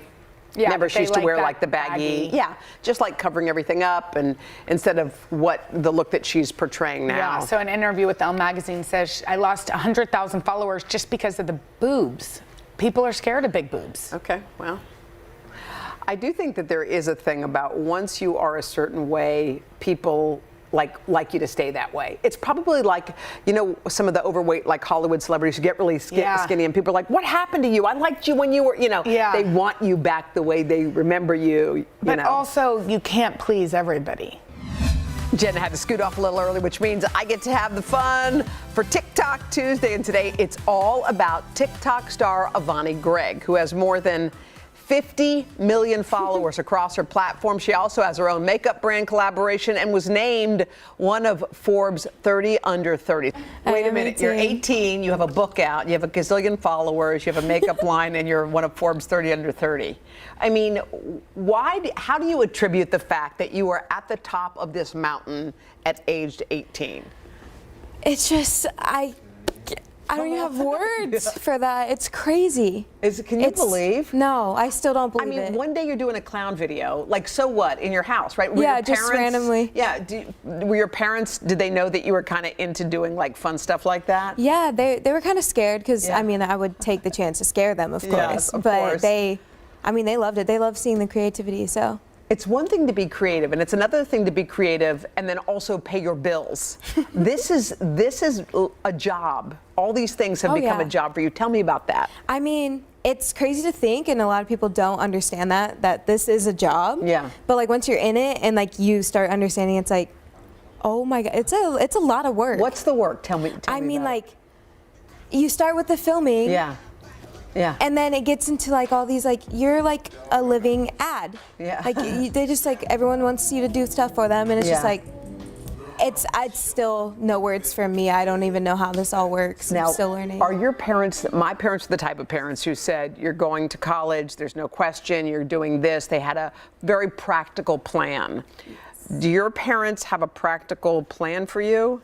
I mean, they were 100% sure. They were like, finish college. I mean, like, what if like something happens? Right. I have college in the future, finish that. Just graduated high school beginning of this year, so it's very nice that I got that. Yeah. But I mean, I can always do online college and just get that, make sure that I have that. But they were made education first. Are they okay now that the fact that you've got a book out and you've got this other whole situation going? I think now they know, like, I mean, this is like a lifestyle. I'm living this. Like, it's my job. Like, I have a really, really good job. And they're like, push everything back. I mean, maybe I won't ever get this opportunity again. Yeah. Some people look at someone like you and say, wow, she's got everything, doesn't she?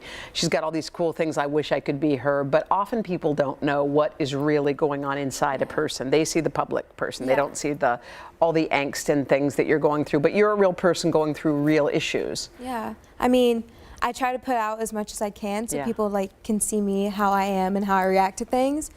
But some things you just got to keep behind, and like once someone starts social media and they see that, they're like, is this really what I want to do? And like I got past that point. I'm glad I got past that point, but it's really hard. So who was that book for? What do you hope people take from your book? I mean, this book was like therapy to me to write. I was like I was just writing. Like, I was like, oh my gosh, this is like this. Everyone needs to hear this stuff about me, and like, I want people to be able to take it, learn from it, and just like know that like, I'm with them. I can do everything they do. I go through all the same things, and that they can just hear about it. Did you have any nerdy years already? I know you're only 18, but you must have at some point. Did you ever have thick glasses and the rest of it? Yeah. You did? Yeah. What age? Oh, I think it was junior high. Like, I think so. Junior high is always the hideous Big for you. glasses. Good to know. I just want to make sure it wasn't so easy for you. Okay, good. Bonnie, thank you. Her book is called Backstory: My Life So Far. You'll probably have more because you got to have another one when you turn 28. You can go to today.com/shop. Today Talks continues after the break. We'll go unscripted and we'll have an exclusive chat you can only see here on Today All Day. Good morning. Welcome to you today. Nice to have you with us. We wanted to surprise Ellie and make her wish come true. What do you think about coming to visit us? Yes. There's only one thing that people are saying. You are Make the most of your day with Today in 30. We give you a mix of everything you love about our show in a mere 30 minutes. Watch Today in 30 on your schedule, streaming every day on Today All Day. For breaking news in our changing world, download the NBC News app. Some experts say that this bill still isn't enough. Do you accept that criticism? There's been a ton of confusion from the CDC. Can we try to clear some of this up? Is America safer today with the Taliban in charge of Afghanistan? If it's Sunday, it's Meet the Press. Good morning. Welcome to you today. Nice to have you with us. We wanted to surprise Ellie and make her wish come true. What do you think about coming to visit us? Yes. There's only one thing that people are saying. You are Sometimes the news can be difficult and overwhelming for kids to understand. Will coronavirus come back next year? So to help make sense of it all, we've created a newscast just for them. Man, you know a lot. We hope your family will watch Nightly News Kids Edition. The Meet the Press Chuck Todd Cast, free wherever you get your podcasts. Today is now a podcast, available every morning. Listen wherever you get your podcasts. Welcome back to Today Talks, our exclusive content you can only see here on Today All Day. Donna, I'm joined by Donna. Jen had a little bit of business she had to take care of, so she's somewhere else. Yeah. And you know, I are gotta here. tell you, I was listening to 2 of your episodes of your podcast, and I love it so much. And something Savannah said that really resonated. She said, you translate the wisdom that you receive so well to other people. And it's that's so true. funny. But by the way, I feel like when someone's talking to me, I feel like I'm such a student. Like when I had Maria and Oprah, which I was just like, I couldn't handle it. And Oprah told a story about how it was Maria's, it was a big day for her. She had had a lot of loss, and Oprah wanted to celebrate her. And Maria was like, I don't know if I want to be celebrated. I don't want to. So Oprah invited a group of people and asked them on a stone to write a word that translated, that meant something to, that would mean something to Maria. And Oprah wrote on her stone the word cherish. And Maria said, I don't know that I had ever been cherished. Wow. And has had a beautiful life. Amazing career and personal life. But she talked about, and this was so moving to me, that we'll have in the episode, which runs on the 4th of October, but she said at one point Oprah brought her coffee just the way she liked it. And there was something about her looking at it and knowing that she brought it just for her, just that way. And it was funny, I ate a meal with Maria recently, and I told her, I found a restaurant. It's kind of fancy, but they also have your kind of food. Maria likes the food of a teenage boy. She likes chicken nuggets and French fries. She doesn't like anything fancy, but I said it also has your kind of food. And she looked at, when I saw her, she goes, look what you wrote. It also has your kind of food, like you were thinking about me. Well, it strikes you. I So mean, funny. that's like the beauty of an amazing best friendship, which is what Maria and Oprah have, you and Maria have. But with 42 you, years, though, they've been friends. Yeah. I mean, imagine, I actually went back and looked, this is weird, but Maria read the eulogy at her mother's funeral. And Eunice was a force to be reckoned with. Some thought of all the Kennedys, she was the one who would have been the best president because she had everything and then some. And to watch Maria stand up there and say, at one point she said, at 52 years old, for the very first time, I crawled into bed with my mother. Her mother was in the hospital. She goes, I crawled in and said to my mom, I love you. At 52. She said it was the first time she had done that. And I was getting chills watching it. And the camera panned to the audience. In addition to her family, who was all there, there was Oprah. And I thought, she's been there through the birth of her children, through the death of her parents, through the end of her marriage, through all these things. And I know a lot of people have long friendships, but it just reminded me, like, hang on to your friendships. Don't back burner them. Don't say I'll call them later. Don't say it doesn't matter. But one thing Oprah and Maria both have are small circles. Yeah. They don't have, there's that saying, don't go wide, go deep.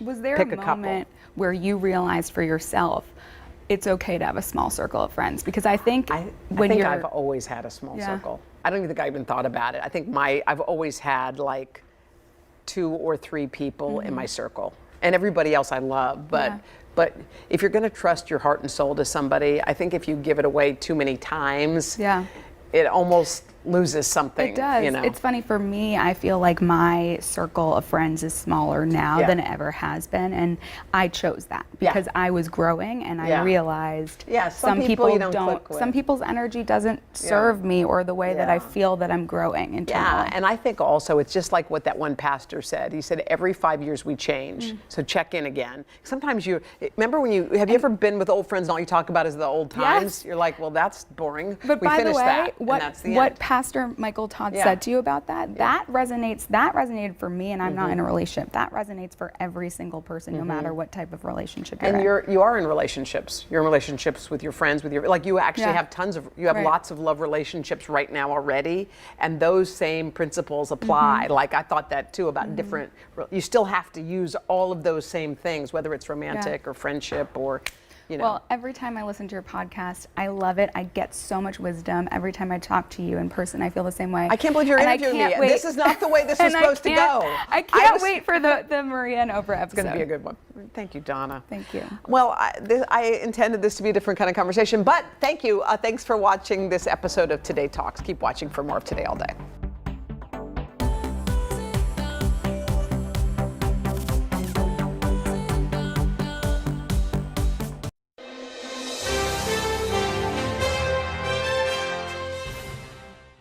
My name is Harry Smith from NBC News, and welcome to this session of the Atlantic Festival. We're here to talk about a new series on Showtime called American Rust, based on the novel by Philip Meyer. And joining us now, Jeff Daniels and Dan Futterman. Jeff, you know, Dan, you know, for lots of different reasons, not the least of which is Dan's amazing role in Birdcage and being the incredible screenwriter of everything from Capote to et cetera, et cetera, et cetera. And Jeff Daniels, we think, is coming back to work soon in New York, and we'll talk a little bit about that a little bit later on. Good morning and good afternoon and good day to you both. Thank you for taking the time to chat. Very welcome. Jeff, how did this novel, when did it first come on your screen, and what did you think or see or feel about it that you said, let's do this? 2009, I was in the city, New York City, and there was a reading of a new novel by a new author, debut novel, a guy named Philip Meyer. My agent at the time was, down the hall from the lit department, and they were either had Philip or they were chasing him. And Paul Martino said, let's go down and hear this guy read, because Paul was always looking for books in the event that maybe my career would get to a place where I could get something made. And so we went down, listened to Philip read some of his book, met him, bought the book, read it, and said, yeah, this is something I could do. But I was in no position as an actor to get anything done.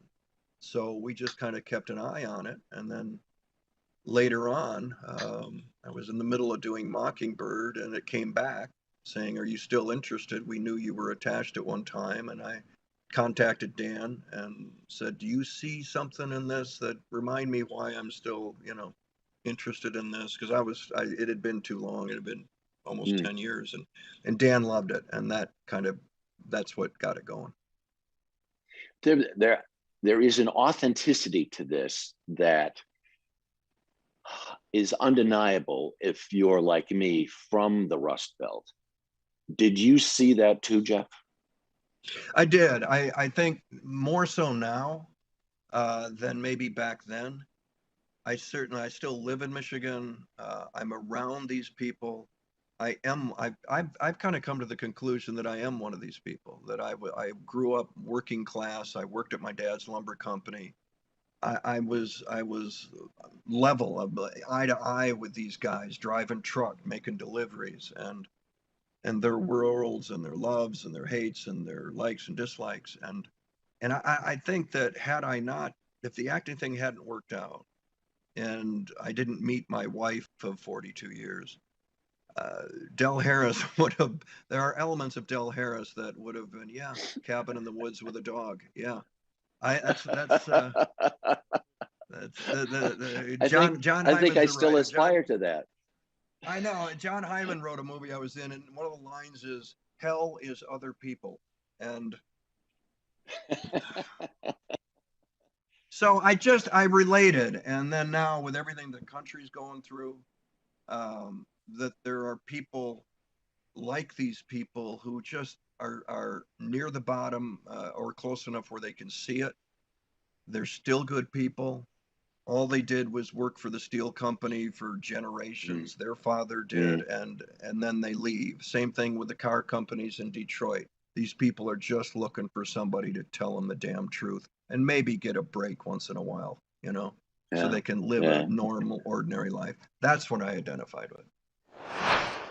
Good morning. Welcome to Today. Nice to have you with us. We wanted to surprise Ellie and make her wish come true. What do you think about coming to visit us? Yes. There's only one thing that people are saying. You are. Make the most of your day with Today in 30. We give you a mix of everything you love about our show in a mere 30 minutes. Savannah and Hoda bring you what you must know. The biggest moments of the morning. One Republic! Exclusive interviews. Why did it work for you? You're right. I am more talented than the rest. And important headlines. Major medical news this morning. Watch Today in 30 on your schedule. Streaming every day on Today All Day. It has been a long year. Yeah, where it's been anything but normal. Well, now there's hope. The COVID vaccines. I know. It's been a little confusing. Like really confusing. So it's more important than ever to make a plan. Visit planyourvaccine.com to find out where and when to get your vaccine. What are you waiting for? Roll up your sleeves and plan your vaccine. Plan your vaccine. Plan your vaccine. Make the most of your day with Today in 30. We give you a mix of everything you love about our show in a mere 30 minutes. Watch Today in 30 on your schedule. Streaming every day on Today All Day. When you're confronted with a novel, as you've done in the past, or some extant piece of writing, say, all right, let's turn this into something. What was your biggest challenge with, and especially in this context, American Rust? Well, the book is so good. And yeah, Jeff came to me and he said, essentially, remind me what I love about this. Because it's hard when you're developing something for a lot of years, and Jeff was in and out of that process. You can lose touch with that. So you can go down a kind of a rabbit hole. And Philip wrote this book in a kind of a first person that jumps from character to character. And so, and a lot of interior monologue. And so for one, it was turning that into dialogue. And then there's a choice of what works and what doesn't on film. There's a choice of what relationships to develop essentially as they are in the book, or to change completely for various reasons. The best email I got was when Philip saw the pilot and said, wow, I love what you've done with this. I mean, what a pleasure and what a sigh of relief, because he wrote something beautiful and you want to expand on it, but you don't want to screw it up. Right. Dan, I think, especially from my perspective, as I say, coming from the Rust Belt, I see so many portrayals of that place that feel to me as not, well, I'll just say it, feel false, feel like we're from 30,000 feet and we're looking down on you some way. Dan, as a writer, what was your responsibility to actually give voice to the people that Jeff was describing just a little while ago? Part of it is that a lot of the stories of middle America, I guess, are told, it seems to me, from an outsider's perspective, which is not necessarily a bad thing to do. There are great shows made like that. Ozark is one of them, where people from metropolitan area are plunked down for whatever reason in a foreign land. And so it's told essentially from their perspective. That's a terrific show. That's their choice, and that's fine. This is a very different kind of show. It's an insider view of it, and there's hopefully no filter. Look, I don't think people are all that different from one another. And I wanted to try to inhabit each of the characters. As I was writing it, Adam Rapp is co-showrunner. Adam's from Joliet, Illinois, and so he was kind of ding, ding, ding, ding, ding, ding, ding. Yeah, he's like a truth tester. That's that place. Yeah, in the room. And his mom was he was raised by a single mom who is a prison nurse for many, many, many years. And so having Adam both in the room and writing scripts and doing some rewriting when it needed to be done was essential. And so there was a lot of, Adam, what do you think of this? And he'd say yes or no. Both with expanded stories that we did and with dialogue that was written from events in the novel. So right, yeah. People are people, and then also Adam is a huge. For those who don't know, Joliet is home of Stateville Prison, and all you need to know is Stateville Prison to know the rest of the story. The Meet the Press Chuck Todd Cast, free wherever you get your podcasts. For breaking news in our changing world, download the NBC News app.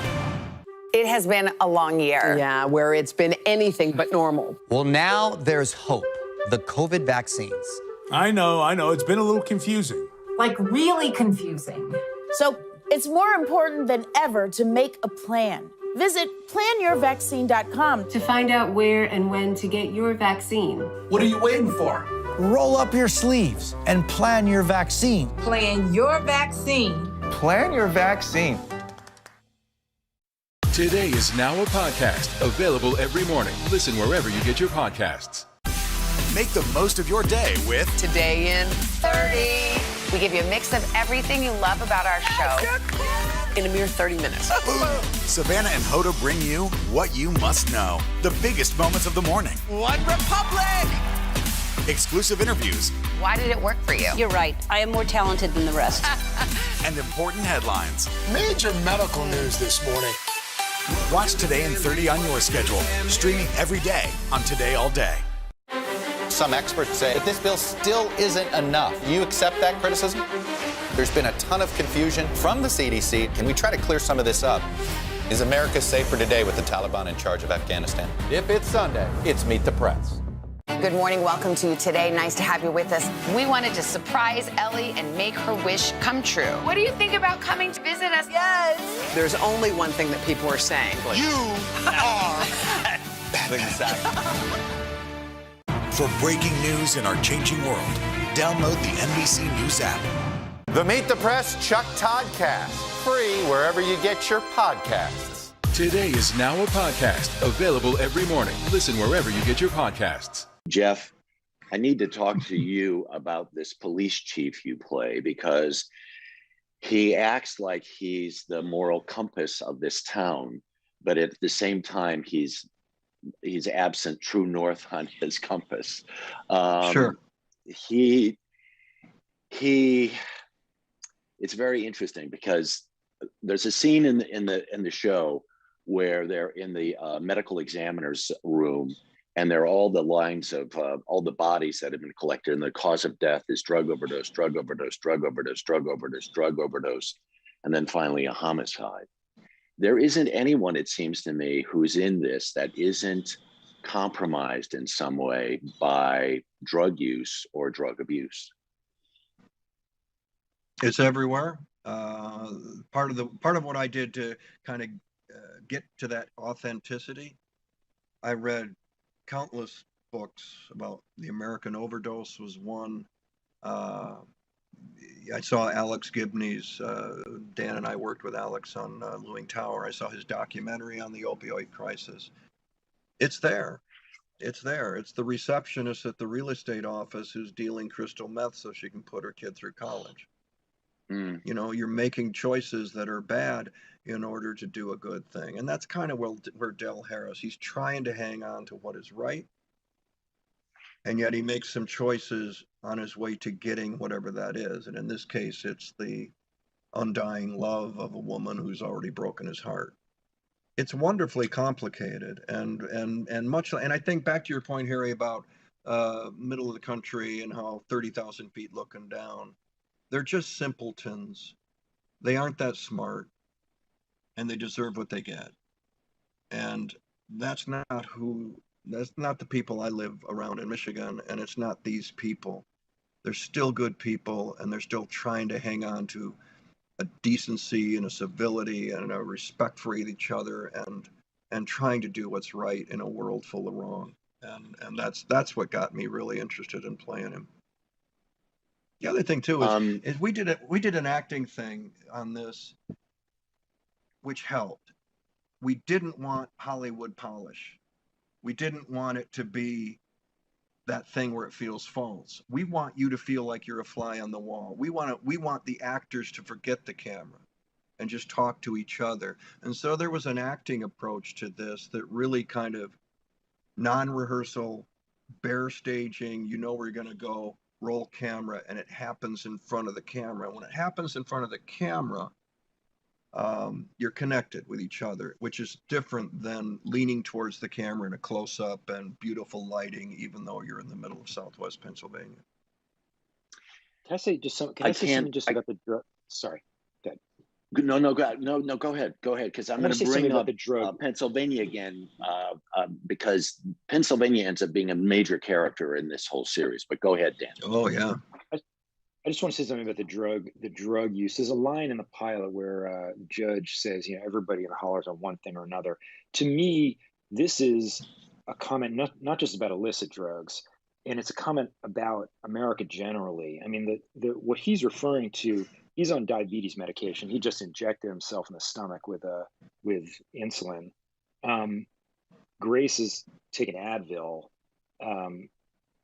I am on 2 different medications, one for heart condition and one for seizure disorder.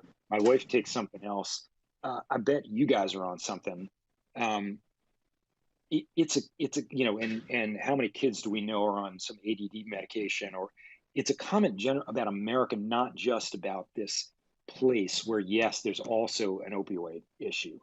And so there have been some comments about this, and I think a misunderstanding about this, that, everybody's on opioids in the show. And it's absolutely not true. It's America has a prescription drug issue that is absolutely pervasive. And that's part of what I was saying about not looking down on this. This speaks to everywhere. This speaks to Brooklyn, where I'm living in different ways than it may speak to Southwest Pennsylvania, but it speaks to it. It is. So let's talk about Pennsylvania for a second, because the novelist, Philip Meyer, is from the Baltimore area, but he saw some of this decline that we've seen all over the country, even in rural America, all over the place. He said, I don't want this in Baltimore, so he goes to do this discovery in the Pittsburgh area. And to be able to see these things, those hills, Monongahela River, the rusted out hulks of former industrial America, from my perspective, creates its own character and gives that extra level of authenticity to all of this. Jeff. Exactly. It's as much a character in the thing as I am. It really is. It was essential that we shoot it there, and I was glad Showtime stuck to their guns and put it there, even in the middle of the pandemic. They could have taken it somewhere else, but they didn't. And you're right. That's everywhere we point the camera, you see it. You see that character of Southwest Pennsylvania. And yeah, not just in visuals. And Buell is made up of a number of different towns around the Monongahela Valley, but also in the actors. We had a lot of local actors.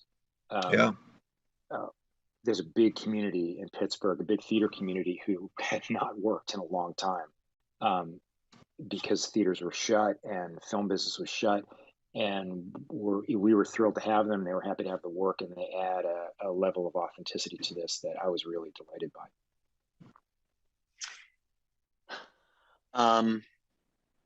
Let me just ask Jeff one more question, because as I've said earlier, he used to have a job here in New York, and I understand. Are you coming back to that job, or do you want to come back to that job?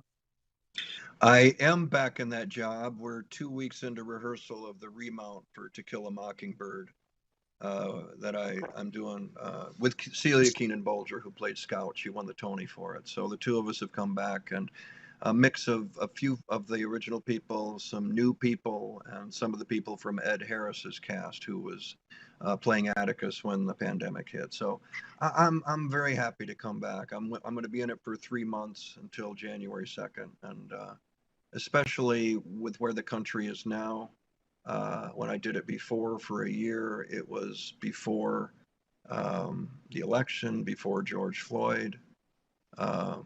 Before all of that, I'm real interested to see the power of the play and what Bart Shear is doing with the little bit of restaging. Aaron Sorkin's done some little touch-ups on the script. It has the chance to be as powerful, if not more powerful, a production than before, simply because of the way that we're addressing white blindness, which is something that everybody in the country is now aware of. Isn't it something to think about a novel that was written that long ago that is, from that perspective, as current as the second it was written, and that we're still living with? And yeah, very and much even around more us so still. with after George Floyd's murder, it's white people are called on the carpet, and yes, this is a white point of view from the book and from Aaron Sorkin and from me. It's a white point of view. And we're doing the show predominantly for a white audience every night on Broadway, pretty much. And they're the ones who need to hear it. Some of them we're preaching to the choir, but there are others that are confronting the fact that maybe they weren't aware. Maybe they should read some Isabel Wilkerson and Carol Anderson and Ta-Nehisi Coates. Maybe they should get caught up with what's really went on in America, and maybe this new America that we're all headed towards maybe I have to stand up just like Atticus Finch does in Aaron's play of the book. Maybe I need to stand up and be counted as someone who wants to write the original sin, which is, right or wrong, that's been going on for 400 years. Well, that sounds like a benediction to me. This has been a session of the Atlantic Festival. Jeff Daniels, Dan Futterman. I got some goosebumps at the end there, pal. Really good to see you both. And there's so much more that can be seen in the Atlantic Festival. I'm Harry Smith from NBC News, and we thank you for joining us. Today is now a podcast available every morning. Listen wherever you get your podcasts. Some experts say that this bill still isn't enough. Do you accept that criticism? There's been a ton of confusion from the CDC. Can we try to clear some of this up? Is America safer today with the Taliban in charge of Afghanistan? If it's Sunday, it's Meet the Press. Good morning. Welcome to you today. Nice to have you with us. We wanted to surprise Ellie and make her wish come true. What do you think about coming to visit us? Yes. There's only one thing that people are saying. You are exactly. It has been a long year. Yeah, where it's been anything but normal. Well, now there's hope. The COVID vaccines. I know. It's been a little confusing. Like really confusing. So it's more important than ever to make a plan. Visit planyourvaccine.com to find out where and when to get your vaccine. What are you waiting for? Roll up your sleeves and plan your vaccine. Plan your vaccine. Plan your vaccine. Good morning. Welcome to you today. Nice to have you with us. We wanted to surprise Ellie and make her wish come true. What do you think about coming to visit us? Yes. There's only one thing that people are saying. You are exactly. Today is now a podcast available every morning. Listen wherever you get your podcasts. For breaking news in our changing world, download the NBC News app. And we're back with, it says, one of our favorite segments. I don't know, Steals and Deals is still my favorite, but Mr. Smith Goes To. That's hard. It's my second favorite on the show. Good one. All right, right? So this morning, this is going to be good. Harry is taking us to Tacoma, Washington, to introduce us to a family on a mission to educate as many people as possible about these untold stories of some African Americans. So we're in Tulsa earlier this summer, reporting on the race massacre of 100 years ago. We're in a little community center there, and off in a little corner is just this tiny room with a couple of pieces in it, right? And kind of looking in, and here comes Bernard Kinsey. And he's just this bigger-than-life person, says, let me show you what we got here, right? And he says, but this is a tiny little sample. The real thing, if you want to see it, come to Tacoma later this summer. So we did. Wow. Tacoma, Washington has a beautiful art museum. The couple in this picture, it's their name on the giant sign outside. To whom much is given, much is required in a life of no regrets, and that's what we try to live every day. Bernard and Shirley Kinsey are here to share their life's passion, a breathtaking collection of art and historic memorabilia. Because people always want to know, where do you find these things? And I had to stop and think yesterday. I said, well, you know, I don't even remember how we found it. It literally found us. What you will find inside is beautiful, evocative, rich, and revelatory. Like this signature painting by Ava Casey, a woman unshackled. On her dress, tiny inscriptions of African-American inventions. Airplane safety device, blood plasma preserve, seed planters, corn harvesters, phone transmitters, shoemaker cabinet, just everything on here. Right. And then you see those, her bracelets are like shackles. Yeah. That are now. Yeah, and look at the story. We did not come to America because it was a better place. Yeah. We came and made it a better place. In the mural that is America's story, there are crucial sections that are blank. Between the broad brushstrokes, what's missing are details.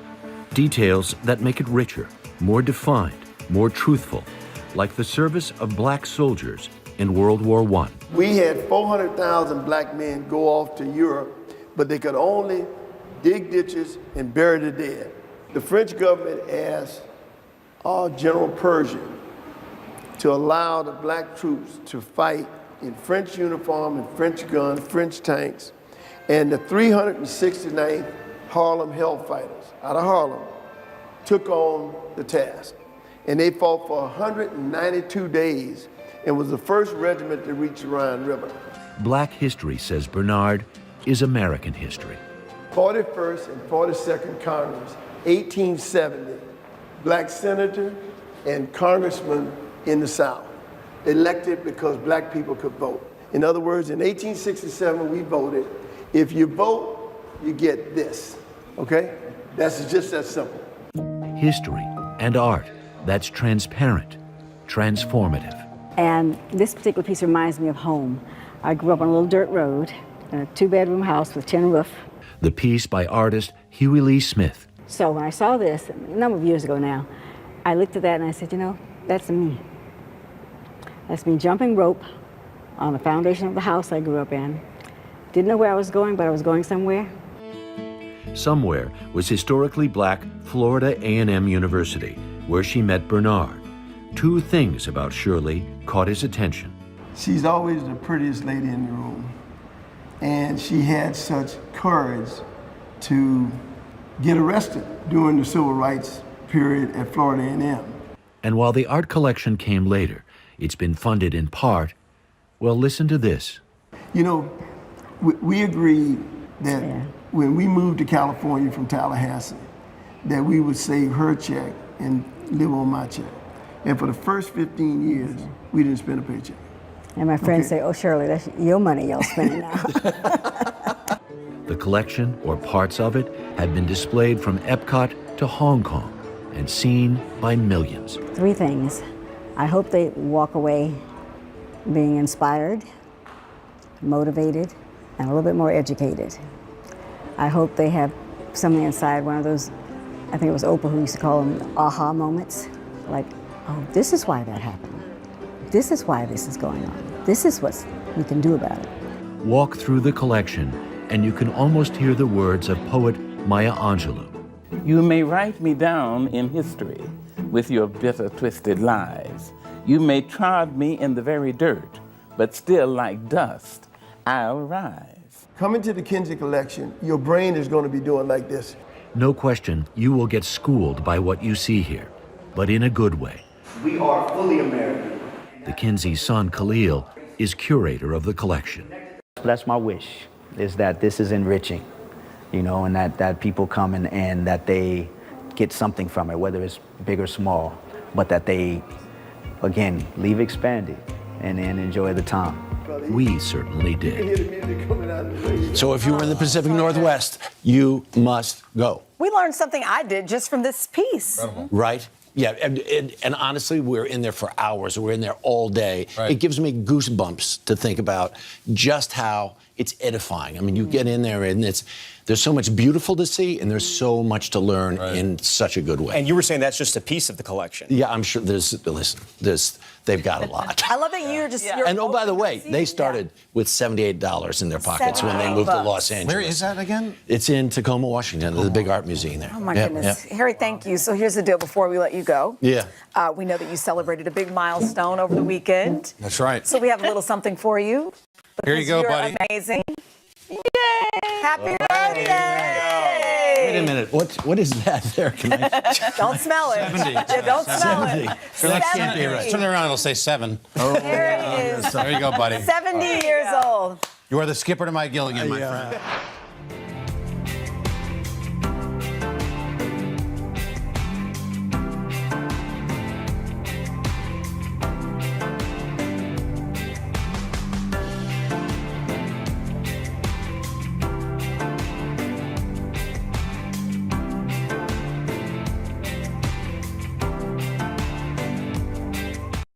Do you want to see what it looks like? Okay. Here's the big reveal. That is huge. Huge, right? That's way bigger than the baby. Huh?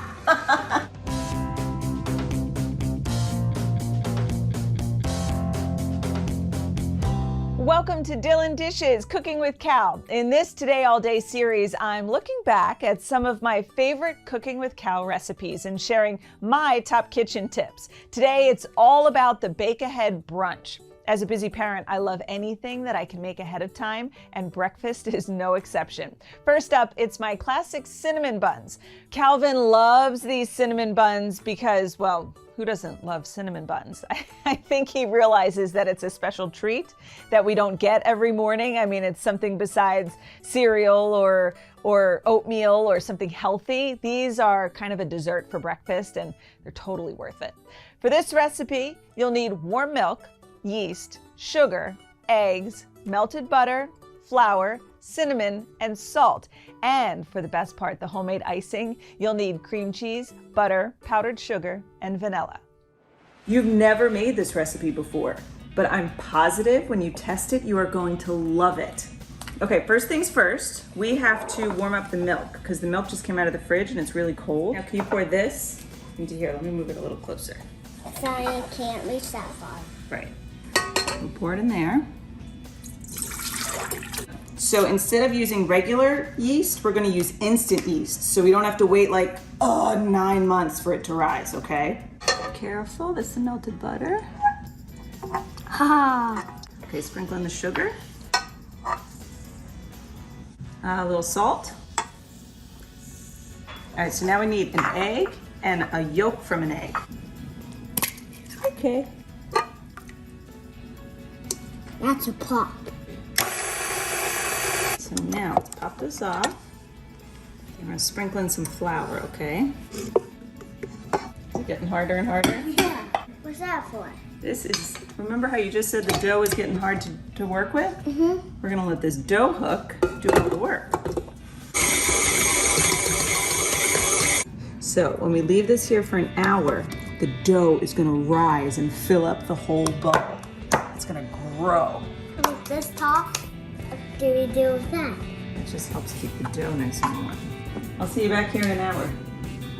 Do you want to see what it looks like? Okay. Here's the big reveal. That is huge. Huge, right? That's way bigger than the baby. Huh? What do you think, Ollie? Are we doing a good job? What is that?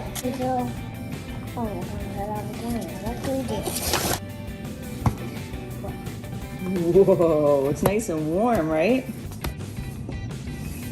Good job. Pull this nice and tight. Soft. Awesome. I see you, Ollie. Don't they look so pretty? Mm-hmm. I'm expecting these will be delicious. All right, let's wait 45 minutes and then we'll put them in the oven. Pull this off, big reveal. Oh, baby, these look delicious.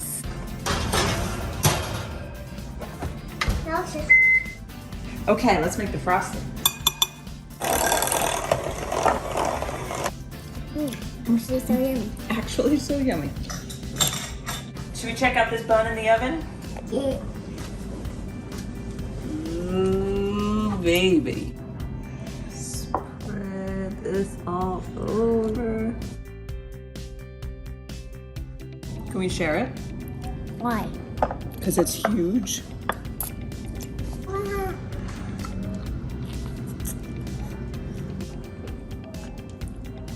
Mmm. Oh, that is good. Before we get to the next recipe, let's answer a viewer question from Instagram. How did you teach Cal how to crack eggs? That's a very good question. I would say a lot of patience. Okay. That first egg that your child cracks is going to squish in his hands or her hands and get all over the place. So I recommend always cracking one egg into a little bowl off to the side. Don't do it right over the main mixture because you're going to need to pick out a lot of those shells. Teach them to just make a little crack and then they'll stick their fingers in the hole. Do your thumbs and then pull it apart. Okay. Just get to that point. You're still gonna have a lot of shells, but eventually they'll be able to stick their finger in the hole and peel it open like that. And eventually they sort of just understand how the whole shell thing works. But patience, you're gonna need a lot of patience and a lot of extra bowls. Good crack. Nice, buddy. You were getting so good at this. Okay, let's answer another question from Instagram. How old was Cal when you started cooking with him? I think Calvin was almost 2 because I remember one of the first things I started cooking with him were holiday cookies. So his birthday is in the middle of December, so it was leading up to Christmas time. And I put this awesome stool right next to me that got him, almost as tall as I was. And he just watched me bake these and I let him do whatever I thought he can do. And I let him make a mess. That's what kids are going to do at first. They're going to make such a mess. Flour is going to get everywhere. Eggshells are going to get everywhere. But I mean, you can clean up a mess and it's fun. And the more they do it, the better they get and the cleaner they'll be. And when they're nice and young, they like to help clean up too. So that's always good to put them to work. When we come back, Bake Ahead Brunch continues with my blueberry buckle. It's my fancy way of adding a fruity twist to a classic crumb cake.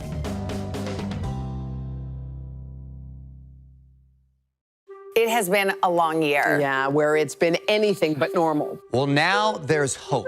The COVID vaccines. I know. It's been a little confusing. Like really confusing.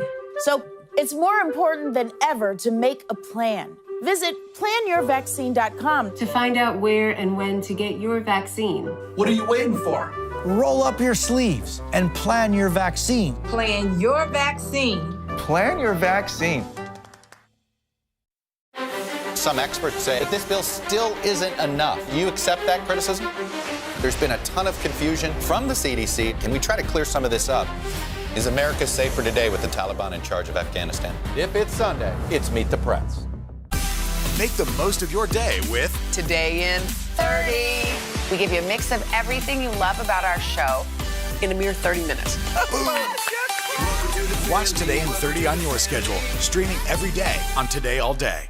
Today is now a podcast, available every morning. Listen wherever you get your podcasts. Make the most of your day with Today in 30. We give you a mix of everything you love about our show in a mere 30 minutes. Savannah and Hoda bring you what you must know. The biggest moments of the morning. One Republic! Exclusive interviews. Why did it work for you? You're right. I am more talented than the rest. And important headlines. Major medical news this morning. Watch Today in 30 on your schedule, streaming every day on Today All Day. It has been a long year. Yeah, where it's been anything but normal. Well, now there's hope. The COVID vaccines. I know. It's been a little confusing. Like really confusing. So it's more important than ever to make a plan. Visit planyourvaccine.com To find out where and when to get your vaccine. What are you waiting for? Roll up your sleeves and plan your vaccine. Plan your vaccine. Plan your vaccine. Good morning, everybody. Welcome to Today. Future's looking bright. Are you ready? We're going to do our part to spread the word on the importance of vaccines, so crucial for reopening America. A big day around here, a very special naturalization ceremony. Many of them doctors, nurses, other essential workers. If you are a nurse, thank you. Spring has sprung, guys, and we want to fill this season with some fun and surprises. Yes. This is the face of excitement. Celebrating Earth Day. Let's change the world. Love it!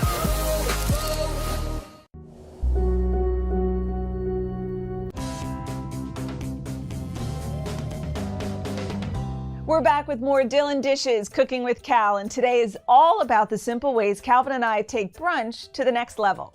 Next up, it's another of my favorite breakfast treats. We call it Blueberry Buckle. I, to be honest, have no idea what a blueberry buckle is. It came from my husband's family, and he always said his grandmother made the best blueberry buckle. When I saw it, I'm like, oh, it's just like a coffee cake with blueberries. I can make that. And I didn't know what else to call it, so I just kept calling it Blueberry Buckle. Must be a New England thing. For the cake, you'll need flour, cornstarch, salt, ginger powder, baking powder, egg, vanilla, sugar, blueberries, of course. And for the crumble topping, you'll need cinnamon, salt, brown sugar, and butter. Are you ready to help? I normally make this recipe with cake flour. It's a little bit lighter and it makes it a little more fluffier. You can't always find cake flour, or sometimes you just don't have it. So I'm going to show you a trick using all-purpose flour and cornstarch. The trick is to make cake flour out of all-purpose flour. You take a cup of flour, remove 2 tablespoons of that flour, and then add in 2 tablespoons of cornstarch.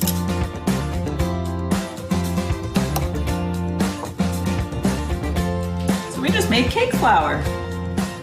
Cool, huh? We need 1 teaspoon of baking powder, half a teaspoon of salt. Okay, and we need a half a teaspoon of ginger. Okay, while you do that, I'm going to put the butter in here.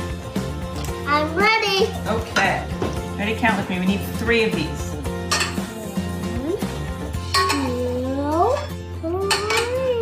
Awesome!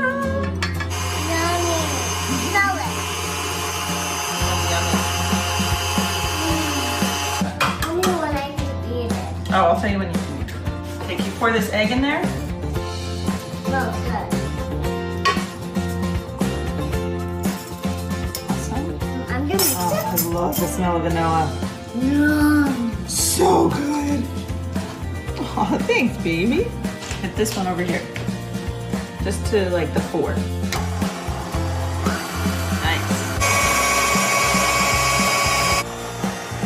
Okay. Tell me when can I taste it? Okay. Can I taste it? Not yet. Why?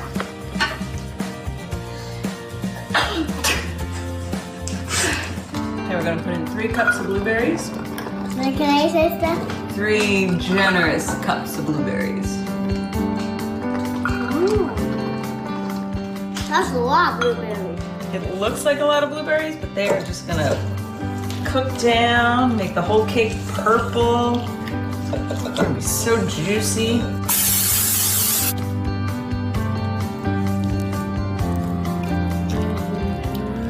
So now the best part, the topping. Wanna help? Okay, so we need a teaspoon cinnamon, some salt. It's gonna take a very long time. Half a cup of brown sugar. Can I taste it? Yummy. Yummy. Packed brown sugar. Yeah. What's that? Is that the topping? Mm-hmm. Is that the best part? I think it might be.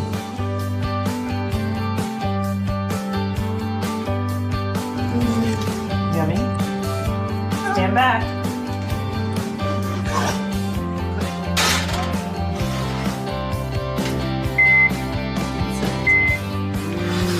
Is it ready? Let's find out. Yeah! Yeah. It's ready.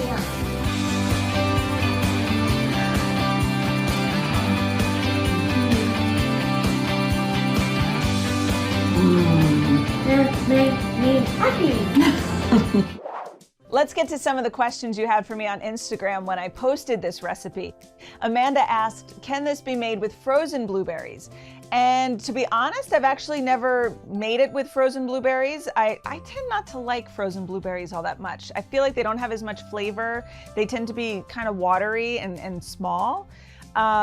So I think this is really something I eat seasonally. I don't really cook it throughout the year, and it's really just that height of blueberry season when you get those big, juicy blueberries. I just find it tastes so yummy. And Pammy asked, can you use other fruit? I'm sure you can. I'm not a big experimenter. Once I try something for the first time, I kind of just stick with it, and I know this is my blueberry buckle recipe, or this is my apple crisp recipe. And I never try to work in other fruit, but I bet it would taste delicious with strawberries. I bet peaches would kind of taste really good in there. So you'll have to try it for me and let me know what you think. For these recipes and more Cooking with Cal, go to today.com/DylanDishes.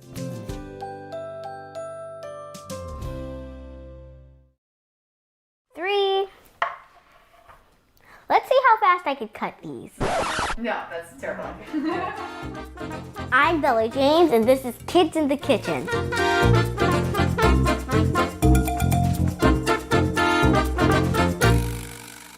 My name is Isabella, and I'm in 2nd grade, and I'm 7 years old. When I first started to cook, I was 4 years old, and the first thing I ever made was scrambled eggs. My mom taught me how to cook. Some of my favorite making dishes that I make with my mom are cow foot, brown stewed chicken, curry goat, curry chicken. Cow foot is a Jamaican dish that my mom makes that I absolutely love. I think Grammy Pearl used to make cow foot. My great-great-grandma had a restaurant in Jamaica. Everyone in my family loves to cook, so that's why I like to cook for everyone in my family. I have my own lemonade business, and it's called Sunshine Lemonade.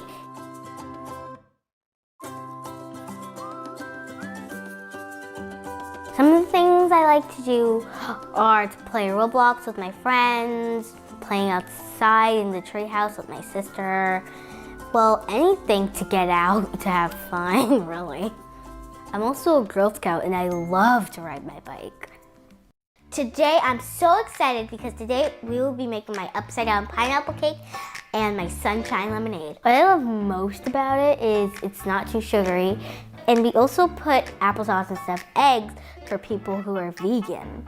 This is what you need to get started. Some cooking spray, some coconut oil, brown sugar, pineapple slices, and maraschino cherries.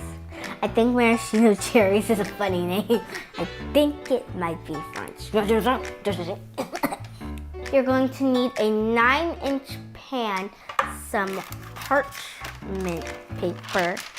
Then you're going to put it at the bottom of the pan. Now you want to spray the sides with some cooking spray. Now, what you are going to want to do is you're going to get your coconut oil, pour it at the bottom, but make sure it is melted coconut oil so the cake can come out nice and moist. Now we are going to get our brown sugar, pinch and sprinkle the coconut oil and the sugar. It's going to make a nice caramel taste when it's done. Yep, you have to use the whole thing. I want something really sweet today. We want something really sweet today. No more vegetables. No more vegetables. Today, we deserve a treat. Now you are going to want to grab the pineapple, put it in the center, and I'm going to make a flower design. And then, now I'm gonna put another pineapple right there. Pineapple right there. Whew. Okay. And then, I'm going to put it right there. And it's cherry time. Okay, 1 cherry, 2 cherry, 3 cherry, 4 cherry, 5 cherry, 6 cherry, 7 cherries more. The reason why we put the pineapples and cherries on the bottom is because the bottom is the top. So when you flip it, it looks like a cake. And now we are going to make the cake batter. Put that right there. Cake batter time. Now we are going to preheat the oven to 350 degrees. Now I've set up all my cake batter ingredients. Now we are going to start with all our dry ingredients and then mix them together. First, we are going to start with our baking powder. You have to make sure all that gets in there. Hey, you're hiding from me, aren't you? Now, the salt. Maybe I'll take some. That's better. Now, our favorite part, the shredded coconut. It's time for our sugar. Let's mix it well so it can combine. Now we're gonna mix up our wet ingredients. Okay, first we are going to start with some coconut oil. This might look very weird, but I promise you it's gonna look better when it's cooked. Let's open this vanilla up. Okay, gotta make sure it's 1 tablespoon. This should be good. Okay. Oh no, cut. Okay, we'll put some more back in there. Okay, vanilla goes in there. It's not that big of a deal. It's just gonna be a little bit of vanilla. It's okay. It's okay. Who doesn't like some vanilla? Right. Now it's time for the pineapple juice. Oh my goodness, this is very chunky coconut milk. Last but not least, our apple cider vinegar. Now, mix well to combine. The coconut oil and the applesauce are going to make the cake nice and moist. Now it's time to mix the wet ingredients with the dry ingredients. Let's grab our handy dandy whiskety. Oh my, this is very thick. Oh my. Now it's time to put the cake batter in the cake pan.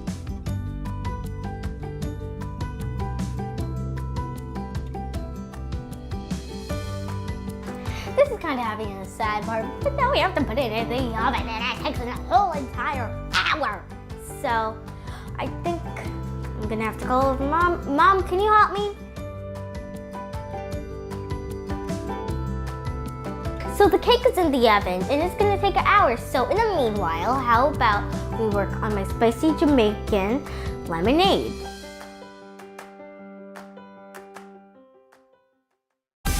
Make the most of your day with Today in 30. We give you a mix of everything you love about our show in a mere 30 minutes.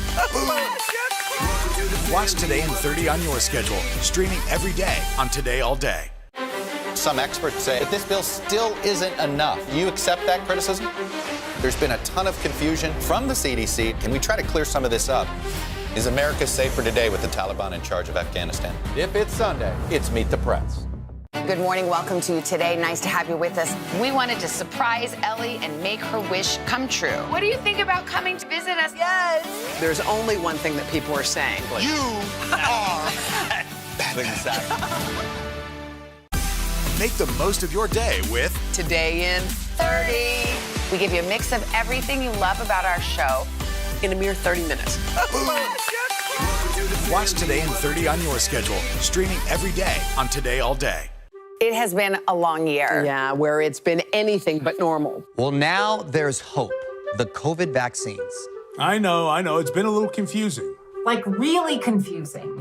So it's more important than ever to make a plan. Visit planyourvaccine.com to find out where and when to get your vaccine. What are you waiting for? Roll up your sleeves and plan your vaccine. Plan your vaccine. Plan your vaccine. Some experts say that this bill still isn't enough. You accept that criticism? There's been a ton of confusion from the CDC. Can we try to clear some of this up? Is America safer today with the Taliban in charge of Afghanistan? If it's Sunday, it's Meet the Press. Make the most of your day with Today All Day. Get closer to all your friends at Today in a whole new way. Today in 30. We give you a mix of everything you love about our show in a mere 30 minutes. Shop today with Jill Martin. We're helping you shop like never before. The latest styles and biggest names. Today Food. Things are heating up in the Today All Day kitchen. Cooking essentials and recipe inspiration. Get ready. Are you ready? Oh, I'm so ready. Only on Today All Day. Today is now a podcast, available every morning. Listen wherever you get your podcasts.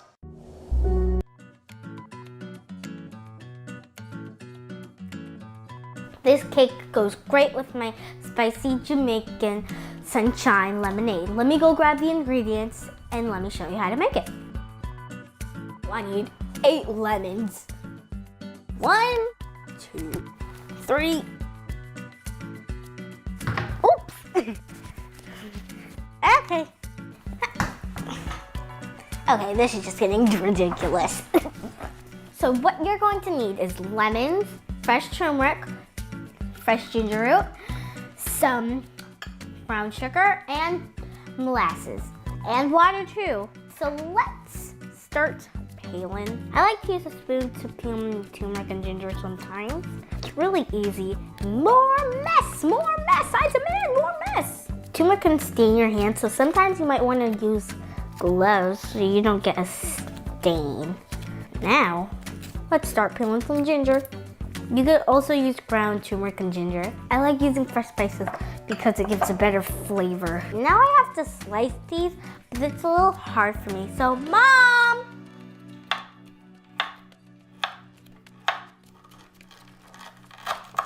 Here's the next piece. When you're done. Okay, thanks. Now I'm gonna add some water to the ginger and the turmeric and put it to a boil. Now let's start cutting up these lemons. You want to be really careful to make sure you don't cut where your fingers are because we're not cutting off fingers today, okay? Okay, well we're gonna get the lemon squeezer. Starting, yo.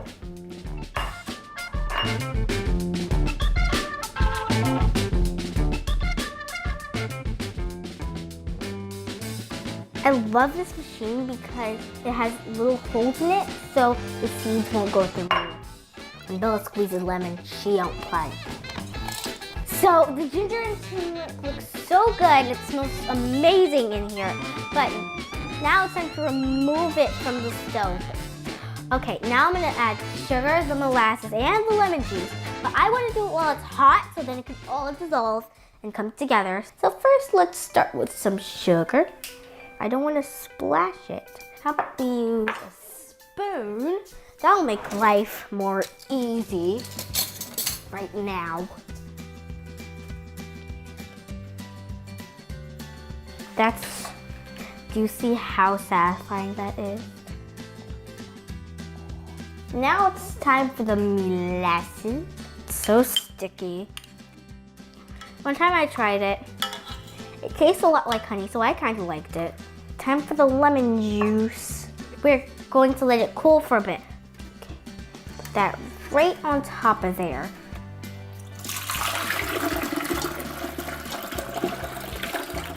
This is my most favorite lemonade ever. It looks delicious. Right there. Oh my God. Ooh. This right here could make us some money. You know what goes great with lemonade? My cake. I think it's finally ready. Let's flip it. Now you have to let it sit for 15 minutes. It's gonna be the longest 15 minutes of my life. Flip it.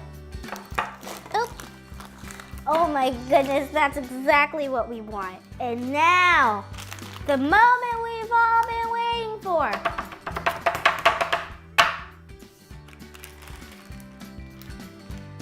Oh, wow.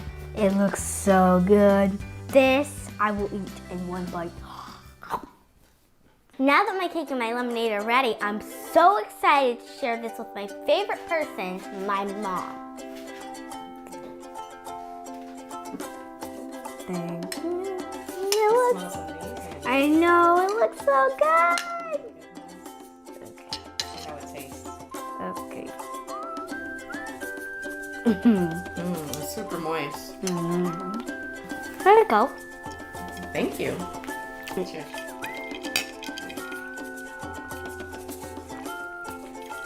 Delicious.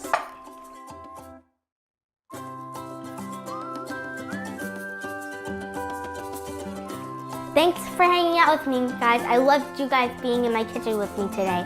Hopefully you can make this recipe too. See you later. Bye.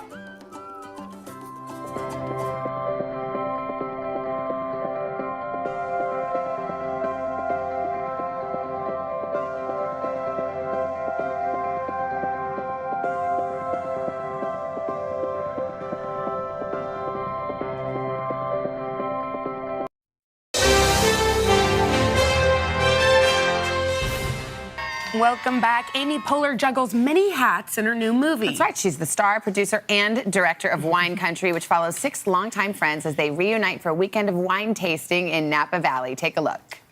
Let me know what you smell. There's no wrong answers. Green apple? Yeah. Yes. Very good. Green apple. I want to say canned peaches. No. You said there's no wrong answer. Yeah, but, you know, peaches. There's no peaches in there. Okay. What else you got? Oh, lemon. Yes. Very good. Oh, I taste the lemon, yeah. You don't taste it, you smell it. That's amazing. Amy, good morning. Good morning. So this is just like basically you and all your besties going to Wine Country, and you're like, let's make a movie out of this. Yeah, we really fooled them. Yeah, yeah. No, yeah. It's me and a bunch of women from SNL, and it's based off of a real trip that we took to Napa a few years ago. It's not a documentary. We're playing characters. There's something about Napa, though. I actually did a trip once, and you know, you think it's sort of like this high-class, sophisticated thing, which it is, but you drink enough wine, and it's like basically a weekend in Vegas. Well, you know, I don't know about you, but I find my female relationships are super important to me, and we go deep pretty fast. Yep. And we don't have a lot of time to spend because we're juggling a lot of stuff, so you just kind of jam it in when you're together. So that's kind of what the movie's about. And these are some of your best friends, Yeah. 6 of your best friends. So and you directed this. Yeah. Did they listen to you? No. Never listened to me once. I actually read a quote where somebody said, like, yeah, she sometimes had to get bossy because we would be talking and interrupting her. Yeah, I mean, everybody knows each other really well. We didn't have to do any rehearsal because everybody knows how each other works. But my job a lot of times just to corral the group, to get them over to the couch so I could call action and we could get started. Jenna was just asking if the scene we just saw was improv, which Yeah. it was. Yeah. Was there a lot of that where you're like, just do your You thing? know, Liz Kukowski and Emily Spivey, the writers of the script, did an amazing job. So we kind of stuck to it. But there was some, you know, you don't have a group of women that talented together and not allow them to play. So we certainly did that. So I also read that they said you're a little bit like your character and that you're the planner of the group. Yeah, I mean, I'm so stressed right now about what this royal baby name is. I want to check that off the list. Like, what do you- is it? what do you think? I don't know. Albert? Albert? Is that? I don't know. I don't know. It's Alexander? Justin Bieber Windsor. Natalie Morales thought Spencer because of Diana Spencer. If that it's was Diana's Spencer, maiden I name. will lose it. Okay, I will I wish we technically could lose break it. that news for you right now. I know. What is the baby name? So you are a planner, and I read Yeah. that you planned one trip that went awry because there were some bed bugs. Is that true? Oh, that's right. You know, I think at the end of the day, we don't know if they were actually technically bed bugs, but we did go on a trip and there were bugs in the bed. So does that make bed bugs? Well, I think what happened. It was like my There worst and- nightmare. Oh. Which is we arrived at a house and but we switched houses. Oh, okay. mid-trip. So you took care of it. I took care of it, but it was for a planner like me, it was awful. Now, Amy, you are always full of surprises when I see you, and I had no idea until I was reading up for this interview that you love Judge Judy. She's I my did not favorite. know you loved the law. I love everything about Judge Judy. I love that she's a boss on and off screen. I love her show. I think it's an incredible thing to watch, especially when you're searching for fairness and equality in the world. So I think she's a queen. She just got her, is it her star on the Hollywood Walk of Fame? No, it was the Daytime Emmy Awards you gave it to Lifetime her. Achievement Award. Yes, and I surprised them by giving it to her. And look how cute she is. She's adorable. She Did has she a new know hairdo. that you were She such a did. super I would fan? never, Judge Judy. I would never surprise Judge Judy. Yes. I would ask. Yes. I asked for permission to be in her presence, and she said yes. That's so cool. She's the coolest.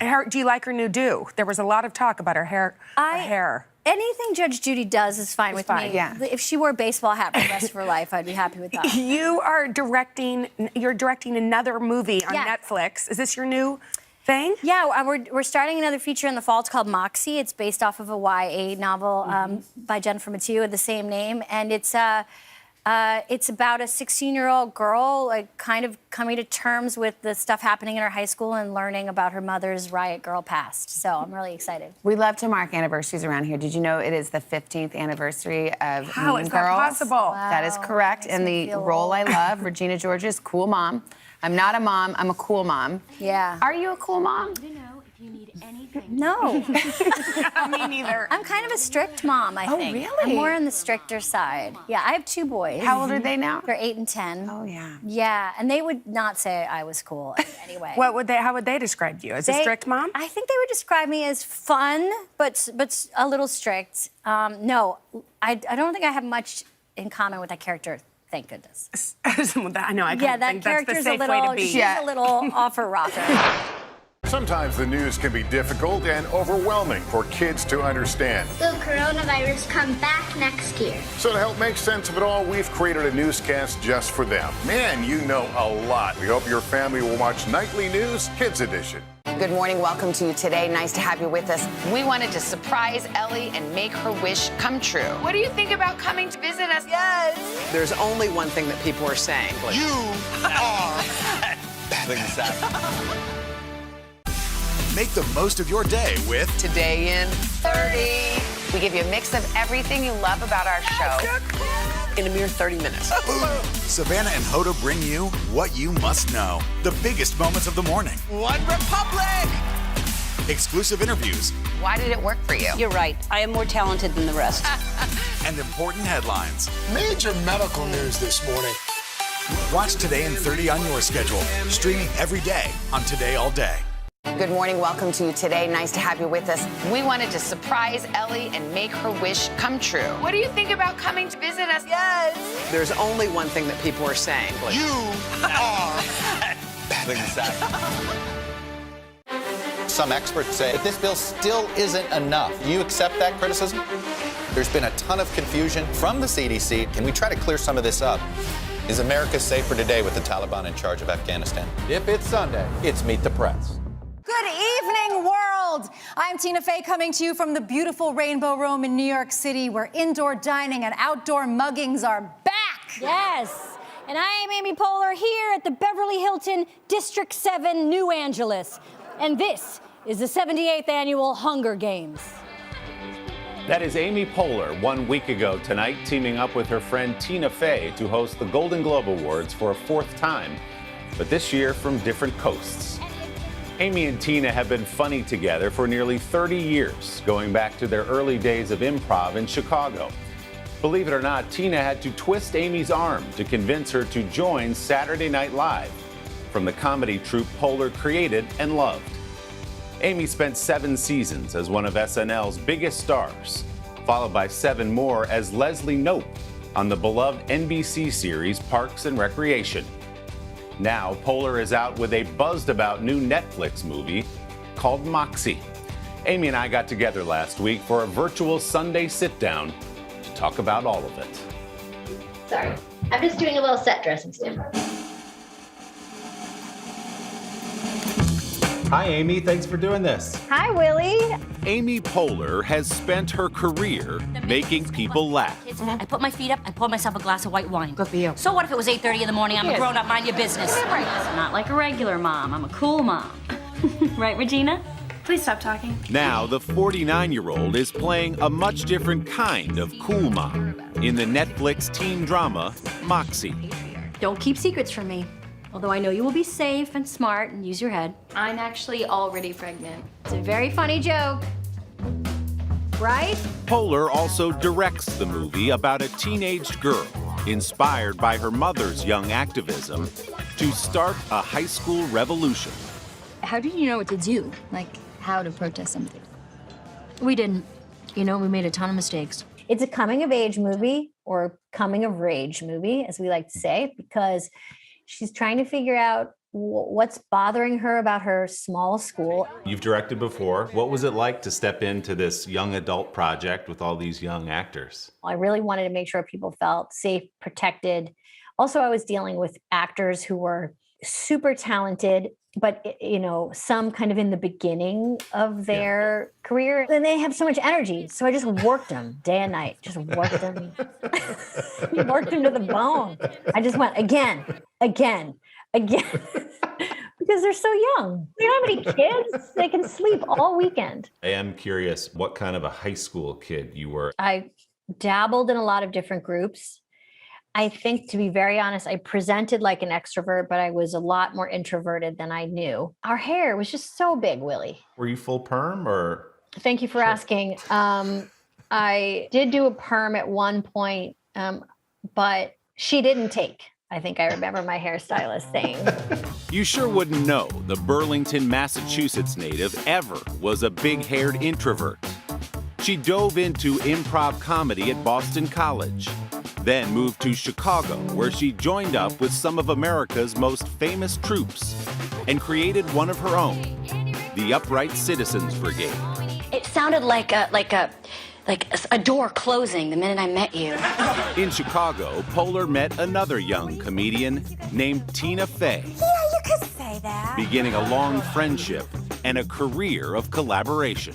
What do you think it is about the two of you when you get together? I think it's rare and wonderful to meet somebody who's your friend who also works the same way you do. So because we kind of trained at the same places and work the same way, it's so easy. We share a very similar vocabulary, especially when you're about to go do the Golden Globes or about to do live television for the first time, or you're trying something new where it feels really good to have somebody who knows your timing, your rhythm. In 2001, Fey convinced Poehler to join her at Saturday Night Live. I think it was your first show. It was the post 9/11 show because you got there in that fall of 2001 and you're in the Will sketch with the yeah, Will's patriotic. Yeah. And you held it together very well, I should say. You were probably trying not to break in one of your first sketches ever on the show. I was starting a live comedy show from New York at a time when everybody was saying, we'll never laugh again. Comedy is dead. That's it, the end. And as a young person, I remember thinking, excuse me? I'm very young and I will laugh again. I've talked to a lot of people at SNL who say the beginning is kind of hard as you're trying to, how do I fit into this group? I was very, very lucky. I mean, Tina was there when there were so many people there that were people that I could lean on. Amy Poehler. Don Pardo would say my name. I would allow myself this moment to just actually feel it. I can't believe I'm here. One time I drank a ton of Mountain Dew and I stayed up all night and then I was like, oh, what a beautiful morning. Do I really laugh like that? Oh, yeah. Poehler made history with Fey when the pair became the first female anchor team on Weekend Update. Hello, I'm Amy Poehler. I'm Tina Fey, and here are tonight's top stories. In 2008, her last year at SNL, Poehler landed the lead as eager local bureaucrat Leslie Knope in NBC's cult hit Parks and Recreation. I'm just going to tell you I'm a little tired. Okay. So I may have parked on your front lawn. I am not Leslie Knope. There are times I wish I was more like her. In our cynical world, she's hopeful and earnest. She's not cool. She is never cool. And I tend to like people that aren't cool because I feel like there's a vulnerability there to care about something. What's Galentine's Day? Oh, it's only the best day of the year. The story of that show, we could have never predicted. It was always on the bubble to be canceled every year it was on. And at the very end, it started to gain momentum just as it was kind of ending. And then it had a life in streaming, and it's become this really important show for a lot of people. Last weekend, Poehler and Fey joined forces again to host the Golden Globes, pandemic style. Tina and I are hosting from 2 different cities tonight. You won't even notice. Your professional career has been collaboration. It must be sort of a foreign experience for you just to be home with the kids solo and trying to make content. Yeah, and comedy especially, because so much of it is timing and feeling that sense of really watching the other person. What has been so interesting is how has this technology provided a different rhythm that's been a different way to consume news and make art. Like, I love TikTok, and I think that I think the people on TikTok are using it in the best way. I'm going to take your attention and I'm going to connect us. Are you on TikTok? Because I thought you were no social media. I don't have a TikTok account. Oh, just a voyeur. If TikTok was a window, I would be a weird person standing outside of it. You felt connected just parting the bushes and watching from the window. I felt connected in that really appropriate, not creepy way where you breathe against your neighbor's glass and you watch them make pizza rolls.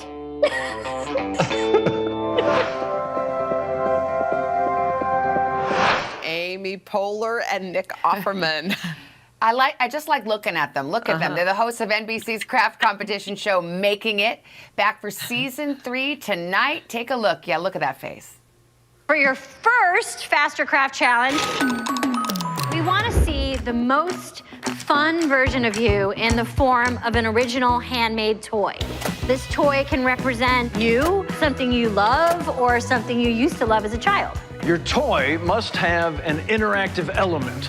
Now, to get you started, here's our world-famous catchphrase. And listen close, because we're only going to say it all the time. Now, make it! I mean, I love it so much. There's so much joy. Amy and Nick, I mean, did you really think this would catch on? You're about to get to season 3, Nick. Why do you think people love it so much?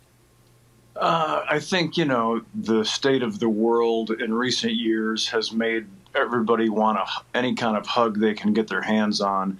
And this is a hug in the form of a television show that's also inspiring and fun. I think anybody likes to have their creativity awakened and also watch other people be geniuses with a glue gun.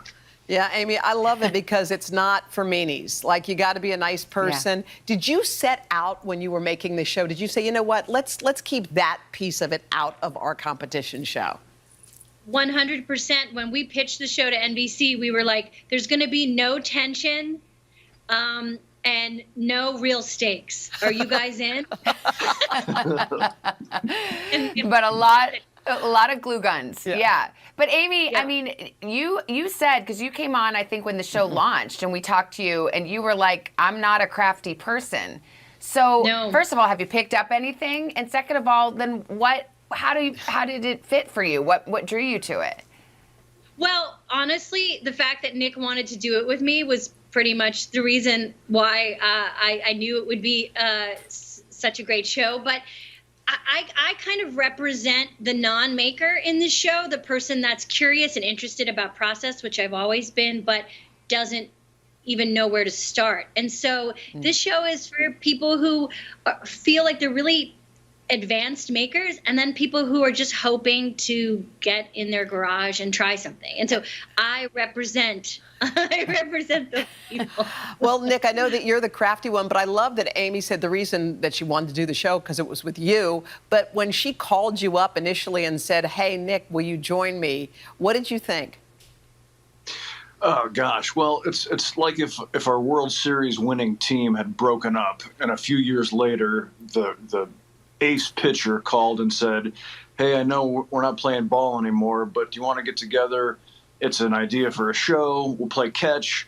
I'll be really funny, and you just follow me around and like trim your beard and maybe, compare glue to paste once in a while. And I said, that sounds like my dream job. You guys go way back. I mean, we know about Parks and Rec, and we'll talk about that in a minute, but I was really intrigued because you two met in the 90s. Amy, what was your very first impression of Nick? I had an amazing first impression of Nick because he was doing a play at the time, because Nick used to do a ton of kind of off-Broadway Chicago theater. and he was playing Satan, I believe, or a Satan-like person, in That'll some stick with kind you. of play. So he had dyed hair that I feel like was shaped into some kind of scary configuration. And so, Nick has like an incredible range of the warmest giggle and the warmest person, but he can also look very scary. And so I met him when he was scary, but, I approached him slowly and we became friends. Well, y'all made magic so many times. Parks and Rec, as Savannah mentioned, was such a big hit. You guys get together. We've seen some virtual get-togethers. So I'm sure people are wondering, can we do we expect any more Parks and Rec in our future? I mean, I feel like Nick and I are probably the most eager and willing to do anything. We don't know how to play it cool. So, yeah, we'll do it anytime. I mean, I can't speak for you, Nick, but. Call me. What say you, Nick? Call me. Yeah, I mean, any time we can get back in that boat. I love boats. I love fishing. Let's do it. Okay. You're a woodworker. You could probably make the boat, honestly. I could. Amy and Nick, it's always a pleasure. Thank you so much. Good morning. Welcome to Today. Nice to have you with us. We wanted to surprise Ellie and make her wish come true. What do you think about coming to visit us? Yes. There's only one thing that people are saying. You are. Make the most of your day with Today in 30. We give you a mix of everything you love about our show in a mere 30 minutes. Savannah and Hoda bring you what you must know. The biggest moments of the morning. One Republic. Exclusive interviews. Why did it work for you? You're right. I am more talented than the rest. And important headlines. Major medical news this morning. Watch Today in 30 on your schedule. Streaming every day on Today All Day. For breaking news in our changing world, download the NBC News app. Today is now a podcast available every morning. Listen wherever you get your podcasts. The Meet the Press Chuck Toddcast, free wherever you get your podcasts. For breaking news in our changing world, download the NBC News app. Good morning. Welcome to Today. Nice to have you with us. We wanted to surprise Ellie and make her wish come true. What do you think about coming to visit us? Yes. There's only one thing that people are saying. You are. Make the most of your day with Today in 30. We give you a mix of everything you love about our show in a mere 30 minutes. Watch Today in 30 on your schedule. Streaming every day on Today All Day.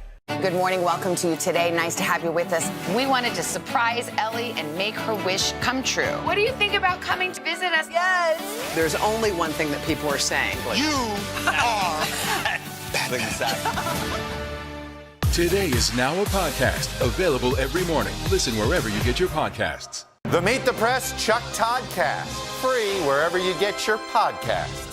Actress, director, best-selling author, TV host, mom, and the always hilarious Amy Poehler. I think we need more superlatives. Amy has kept us laughing from her early days on Weekend Update desk on SNL to her role on the Emmy-nominated hit series Parks and Rec. Now, fresh off her Golden Globes hosting gig, Amy's got Moxie, a coming-of-age film that she stars in and also directs. And making her first ever national TV appearance is our breakout star, Hadley Robinson. She plays Amy's on-screen daughter, Vivian, who is determined to shake things up at her high school. Let's take a look. Who are you kissing in the driveway? Seth Acosta? Seth Acosta. Oh, was he that little kid who peed his pants on that field trip to the Naval Museum? Mom, I don't know. Don't be weird, okay? Well, Vivian, if you're gonna be kissing him more, I have to meet him. Don't keep secrets from me. Although I know you will be safe and smart and use your head. I'm actually already pregnant. You have no idea what I'm capable of. It's a very funny joke. Right? Right? Hi, guys. Hi, Hadley. Hi, Amy. Good morning. This looks so great. By the way, you all look like mother-daughter a little, too. I know, the casting works. Oh, Hadley, let's start with you because, my God, you got to work opposite Amy Poehler. Tell us about that. I know. I feel incredibly lucky to have worked with her as a director and also to have acted with her and just known her as a human. It's been incredible. Now it feels like family, the whole cast, but Amy is the best. She does it all. Amy, as an actress and a director, what do you feel like? Do you feel like women have their voices heard? Do you feel like we still have a long way to go? What do you feel like? Well, first of all, it's so good to see my daughter this morning. Good morning. Hi, You look beautiful. You look burnt. I feel like this project was so great to work on because there were women in front of and behind the camera, and we all got to collaborate together. And, you know, the author of this book, Jennifer Matu, is a high school teacher, and she wrote from experience.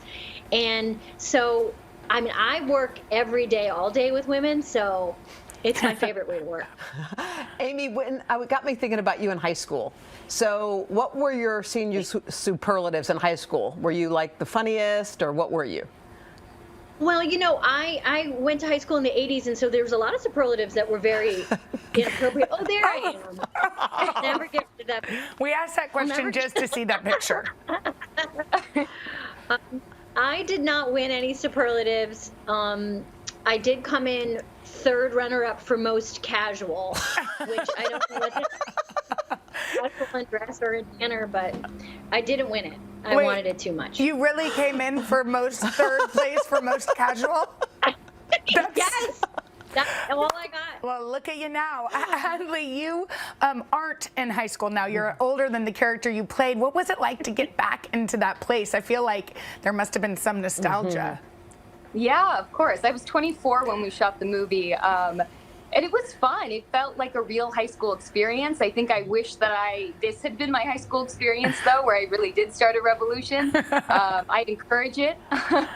But it was fun, and everybody on set was wonderful, and we all became instant friends, and it was great. It was a good time. Well, we loved Moxie. We want to thank you guys for coming. I can't believe that you're 24. I know. thought you were, literally, I was like, I cannot believe that. I'm shocked. Right, Amy? Incredible. I take it as a compliment. Thank you. I'm 26 now. You're 26? 26. Okay, now we've had enough of you. That's Hadley it. is 6 feet tall. Hadley is 6 feet tall, but she's such a good actress, she can play shorter. All right, guys. Okay, well, this movie is so awesome, and Moxie is streaming now on Netflix. Today is now a podcast available every morning. Listen wherever you get your podcasts. Good morning, everybody. Welcome to Today. Future's looking bright. Are you ready? We're going to do our part to spread the word on the importance of vaccines, so crucial for reopening America. A big day around here. A very special naturalization ceremony. Many of them doctors, nurses, other essential workers. If you are a nurse, thank you.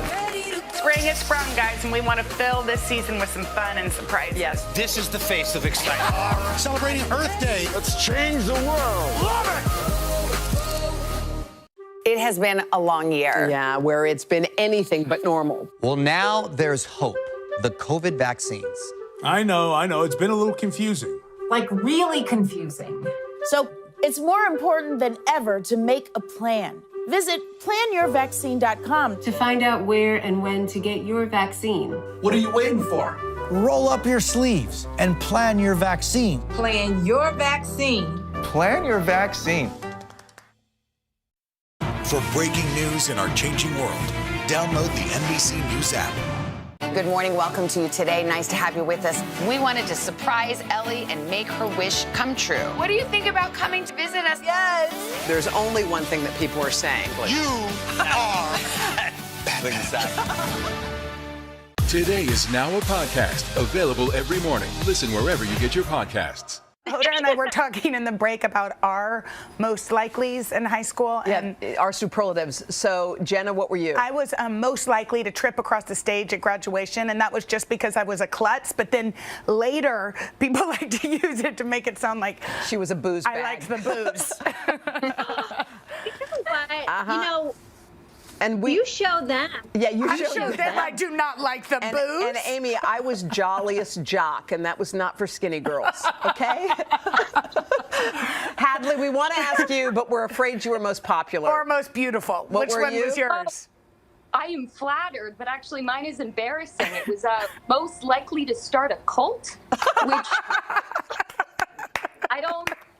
maybe Moxie is reflective of that in some way, but yeah, it's very embarrassing. Yeah, wow. All right. David Koresh-like. Yeah, all right. Okay, that went too far. Okay, so anyway, we're going to just play a quick game with you guys. Okay, the movie's filled with rebellious teens, so we want to hear in your teenage years if you've ever done the following. Okay. Did you ever dye your hair or get a piercing without your parents' permission? Oh, yeah. Really? Nose piercing. Nose piercing. Go Hadley. Yeah. I called my mom and I told her about it, and she was like, "You're taking that out right now," and I took it out. And you did. Still a good girl. Amy, any piercings? My answers are going to be so boring because my mom was a high school teacher at my high school, so I didn't do anything. So the answer is no. I never did that. Okay, but you did. Okay, here's one. Snuck out past your curfew, Amy. Yeah. I sure did. But I grew up in the 70s and 80s, so we didn't even have curfew. Like, your parents would just leave for the weekend and then you'd be on your own. You raised yourself. I like those days back when there were no tiger parents. It was a lot of fun. I know. They're like, take the key. See you later. Go. Okay, what about tattoos? Hadley? Hadley tattoo? Hadley. I won't tell you what it is or where it is, but yes, that happened. Well, do you regret it? Do you wish you could get it removed, or you're still into it? No, I love it. Okay. Oh, well, there's more there. Okay. Well, guys, we want you to catch Moxie. It is streaming on.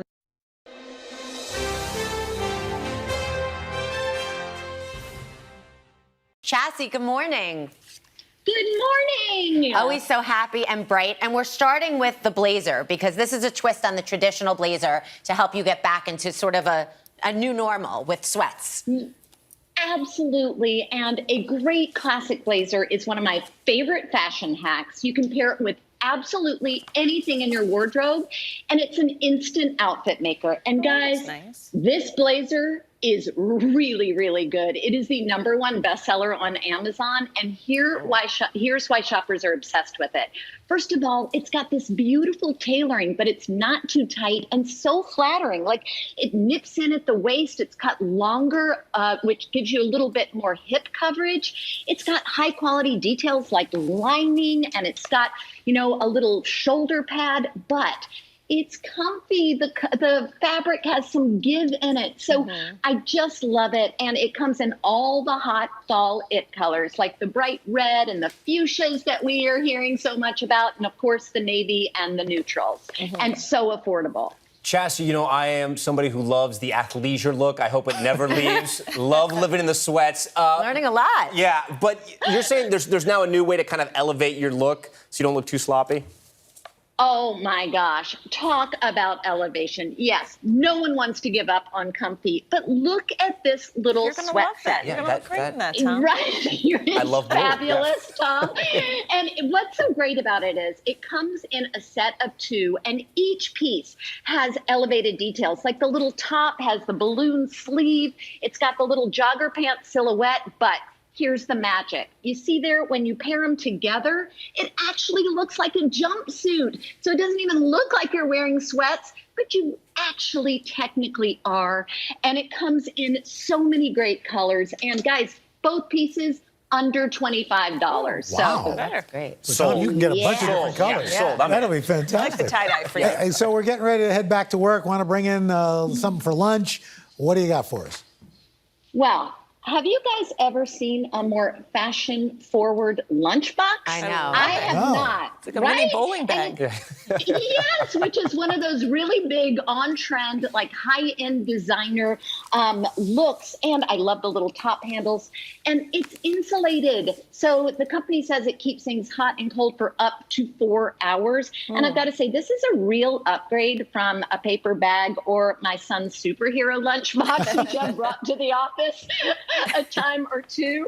And it's got really, really sophisticated and fun patterns. Yeah, the prints are beautiful. Aren't they really fun? Yeah, so cool. 27,000 ratings, guys. So people love this. That's a lot of ratings. Not giving up my A-team lunchbox. With the thermos that matches. Exactly. Let's talk about the 80s and 90s trend, the curlers you put in your hair the night before. I see you've got a whole bag of them. Yes. Did you guys use these? I was so intrigued by this new heatless curling and styling trend.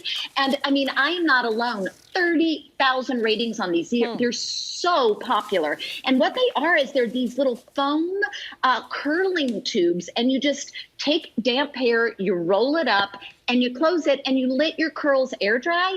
You know what you can do with all that time that you're not spending, with the hot tools? You can watch some television. You can do the dishes. So it really does give you back some time. And this was a lot of fun trying these out. They and work. Again, I've used those and yes, they work. Right? Yeah. We only have a little bit of time, so do you want to just go through the last two items? Yes. So next up, we have an incredible sort of game-changing dry shampoo. It's from Moroccan Oil. And what's great about it is it comes in 2 different tones.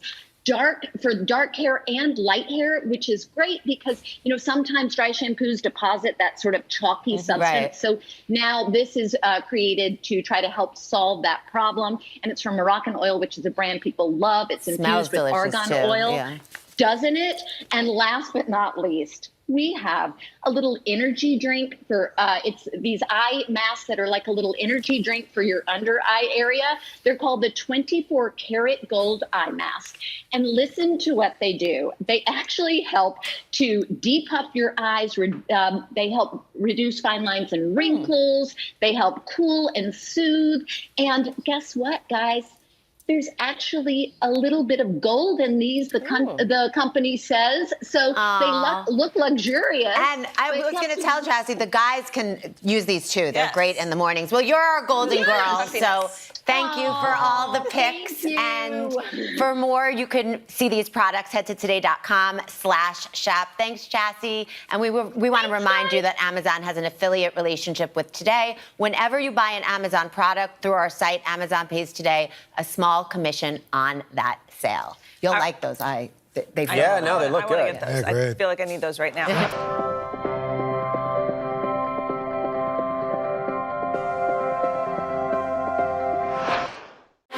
Some experts say that this bill still isn't enough. You accept that criticism? There's been a ton of confusion from the CDC. Can we try to clear some of this up? Is America safer today with the Taliban in charge of Afghanistan? If it's Sunday, it's Meet the Press. Make the most of your day with Today in 30. We give you a mix of everything you love about our show in a mere 30 minutes. Savannah and Hoda bring you what you must know. The biggest moments of the morning. One Republic! Exclusive interviews. Why did it work for you? You're right. I am more talented than the rest. And important headlines. Major medical news this morning. Watch Today in 30 on your schedule. Streaming every day on Today All Day.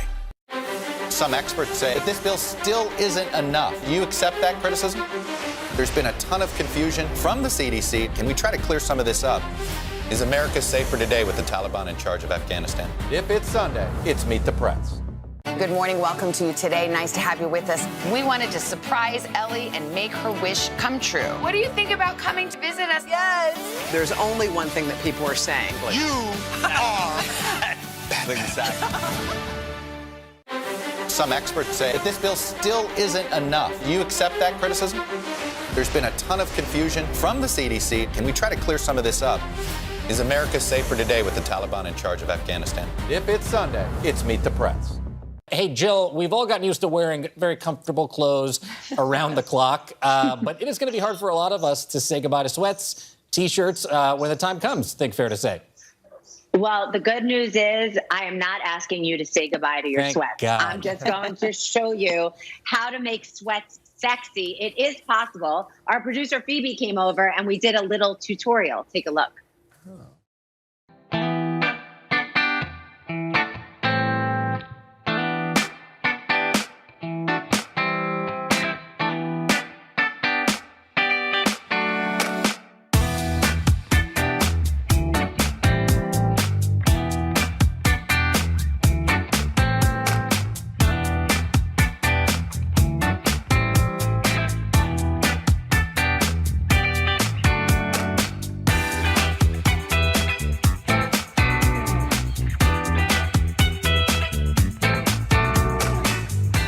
These are so fun. I want to nice do all of that. We could definitely wear a lot of that. I was going to say, I've done the sweats, but not the leggings. Jill, but your wives can relate. Yeah, I'm sorry, I know. what were you going to say? True. No, I was going to say, I know you have more great products to help us get started. So take it away. I mean, as we get into this new normal, like, I want to stay comfortable. I'm an overall. So let's go on with our bad selves and just accessorize a little bit and take our sweats and overalls and groove them up a little bit. All right, so let's start with the silicone watch bands for Apple Watch from Olivia Pratt. This will give any outfit a pop and help you just switch up your accessories. The retail $29.99 to $39.99. This watch band is a great way to add some fun to your Apple Watch, available in an assortment of colors and prints, from tie-dye, which we told you yesterday, super on trend, to fun florals, to solids, in every color of the rainbow. The watch bands have multiple holes, so they fit almost any wrist and fit most Apple Watch faces. The retail $29.99 to $39.99. The deal $10. Wow. That's up to 75% off. That's a great one if you're going to someone's home to bring as a gift, because it packs flat and little and just an interesting gift. All right. This one I actually gave Dylan for her 40th birthday, a big D. The Juno initial necklace from Miriam Marenfeld Jewelry, the retail $120. The all-time best-selling necklace is a perfect personalized gift for moms and friends. You remember the Carrie Bradshaw necklace. It's sort of been reinvented. You could put your kids' initials, your husband or your significant other, just a really fun way to layer, which is super on trend. The initial is handcrafted in sterling silver and held by a delicate gold-filled link chain. Subtle but personal touch to go with any outfit. The retail $120, the deal $36. You should have waited for the deal, Jill. I'm sure she got a deal. You know me. I always get a deal. I always Splurge. find a QR code. Right. Yeah, I always do it. All right. This is great for any outfit. Hoops, super on trend, again, from the decades past. But now they've sort of reinvented them. The large inside-out simulated diamond Zoom session hoops by Rachel Glauber, the retail $176. Now, these are the perfect accessory if you're looking for something that could be dressed up or down. Come in 9 different colors, from your more classic silver and gold to ruby, rainbow, and sapphire. It's interesting because the stones are also on the inside, so there's a lot of interest when you get closer to them. Great way to add a little sparkle, which I love adding a little sparkle to any outfit. Retail $176, the deal $39, that's 78% off. And last up, all right, I want you to go into your beauty cabinets, everybody, and I want you to just get rid of all your old hair bands and scrunchies and brushes and that mess of a drawer, because this is an entire set that you could use. The soft crepe and marble 7-piece hair accessory set from Kitsch. Retail $72. It's a 7-piece hair accessory set, and it has it all. 2 best-selling claw clips. Remember those? Hair coils, elastics. 2 different scrunchies that never went out of style for me, and a headband. Some items in this collection are eco-friendly, made from plant-based materials, or made from 100% recycled material like the marble, claw clip, or the elastics. The retail $72. The deal for this entire situation, $19. That's 74% off, and I have one of the scrunchies in now, so I am ready to go about my day. So thank you for coming into my home and joining me here, and I will send it back to you in the studio. And have a beautiful weekend, everybody. You too, Jill. Jill, have a great weekend. Thank you so much. The Meet the Press Chuck Toddcast, free wherever you get your podcasts. For breaking news in our changing world, download the NBC News app. Sometimes the news can be difficult and overwhelming for kids to understand. Will coronavirus come back next year? So to help make sense of it all, we've created a newscast just for them. Man, you know a lot. We hope your family will watch Nightly News Kids Edition. Make the most of your day with Today in 30. We give you a mix of everything you love about our show in a mere 30 minutes. Watch Today in 30 on your schedule, streaming every day on Today All Day. Today is now a podcast, available every morning. Listen wherever you get your podcasts. Make the most of your day with Today in 30. We give you a mix of everything you love about our show in a mere 30 minutes. Watch Today in 30 on your schedule, streaming every day on Today All Day.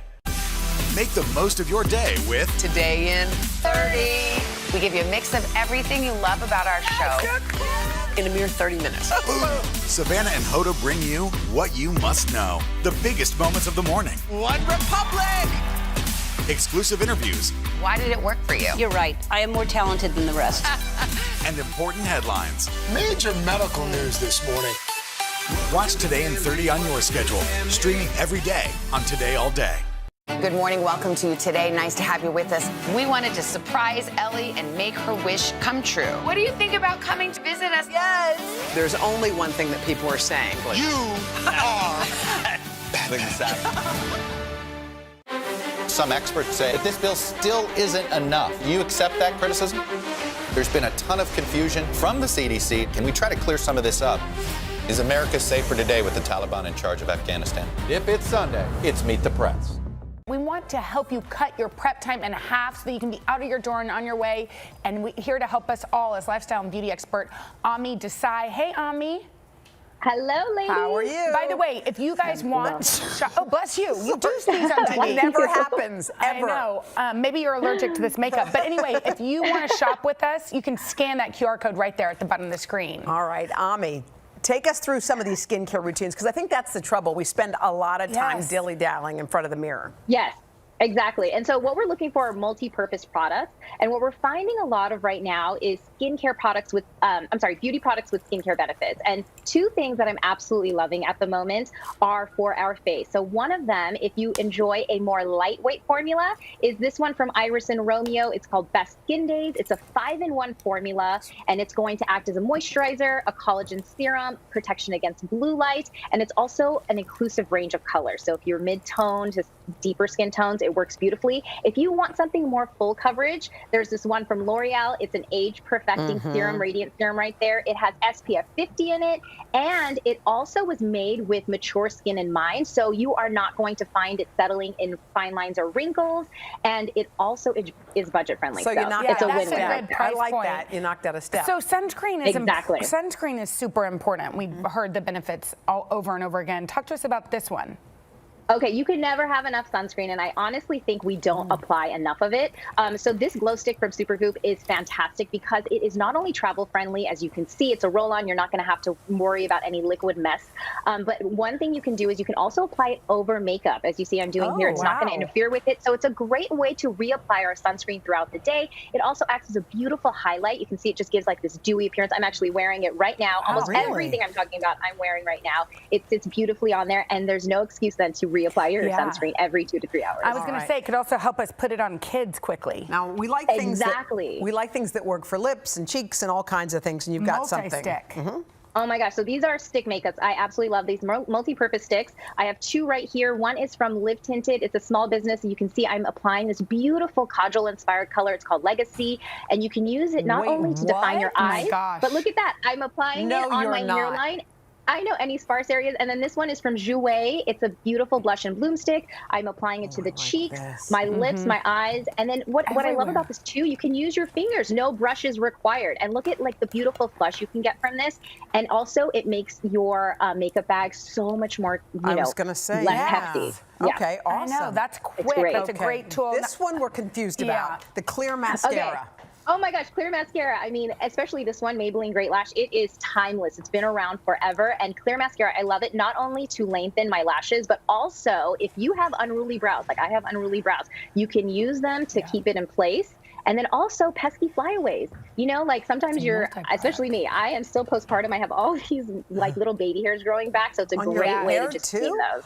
Okay, can I ask, does it extend, what does it do for your eyelashes? It just coats them? Enough. It coats them. It kind of gives it just like a really pretty gloss. So especially if you don't like the feel and the heaviness of mascara, it does such a nice job with that. Okay, I like a dry shampoo because it can help us keep our showering down to a couple days a week. Exactly. Well, not our showering, but yeah, our hair, right? Our hair, I honestly, our washing. I do not wash my hair. I wash it maybe once a week. Okay, so this is one of my favorites from Virtue Lab. And here's why I really like it. Actually, you can put it on the night before, and then you wake up in the morning and brush it out to fuller hair. It's beautiful. That's a also, great what I'm doing idea. here, I know, it cuts the getting ready time in half. So what I'm doing here is I'm using it for my brows to make them fuller. And then also, if you have fine hair, spray a little bit onto your bobby pin or your pins, and you can apply it. It's going to hold that hairstyle the entire day. It's kind of like a hairspray, but not so exactly. Take us without that grit. Take us into the shower. These shower gels. Okay.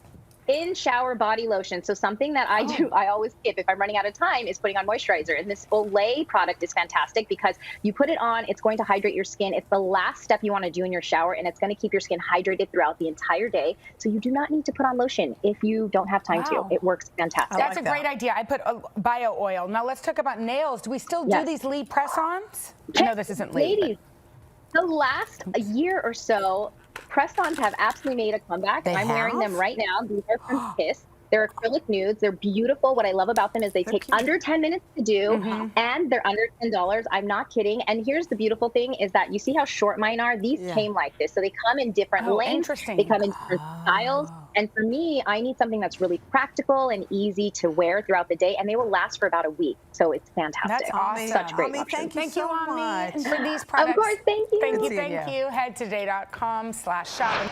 For 30-year-old Sib Mahapatra, the co-founder of office startup furnishing company Branch, the beginning of 2020 was a bit of a roller coaster ride. In the space of really 2 weeks, we lost effectively 93% of our revenue as offices began to close, as the deals we had began to back out. So Sib and his team pivoted. Branch, which launched in January of 2019, shifted its focus from large corporations to individual consumers, transforming their operations to serve those working from home. There are all these people that are working at home probably for the first time ever. They may not have a workspace that supports them. We basically had to reinvent, in varying degrees, almost every part of the business, everything from the marketing through the fulfillment. The average order amount pre-pandemic was about $35,000. Today, it's about $300. As the amount of each order has shrunk, the number of orders has gone way up. We're now serving tens of thousands of customers, whereas in the past we served hundreds of customers. Branch has seen success in this new model and plans to keep it around long term. Since November, we've actually been doing more revenue than we ever did. Now we have 2 business lines where we can serve customers both at home and in the office. I think it is one of those events where going through it was hard and challenging, but in the end, it really does make you a stronger business and a stronger team. Make the most of your day with Today in 30. We give you a mix of everything you love about our show in a mere 30 minutes. Watch Today in 30 on your schedule, streaming every day on Today All Day. It has been a long year. Yeah, where it's been anything but normal. Well, now there's hope. The COVID vaccines. I know. It's been a little confusing. Like really confusing. So it's more important than ever to make a plan. Visit planyourvaccine.com to find out where and when to get your vaccine. What are you waiting for? Roll up your sleeves and plan your vaccine. Plan your vaccine. Plan your vaccine. Make the most of your day with Today in 30. We give you a mix of everything you love about our show in a mere 30 minutes. Savannah and Hoda bring you what you must know. The biggest moments of the morning. One Republic! Exclusive interviews. Why did it work for you? You're right. I am more talented than the rest. And important headlines. Major medical news this morning. Watch Today in 30 on your schedule, streaming every day on Today All Day.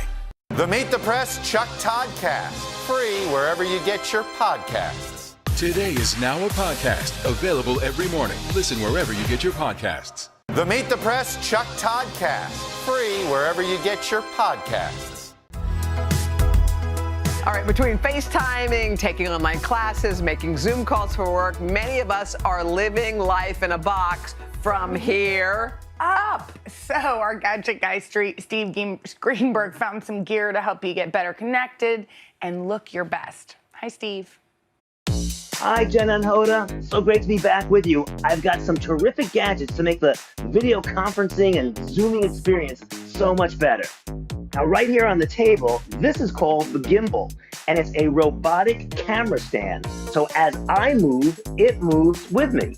Using facial recognition, you can set up your phone horizontally or vertically, and you can't fool it. It really does follow you. Very cool. Now, when it comes to video conferencing or Zooming, you really want to look your best, and lighting is critical. So that's what this is all about. This is called a ring light. It's from a company called InCC, about 19 inches, and when I turn on the light, it makes a huge difference in how you look.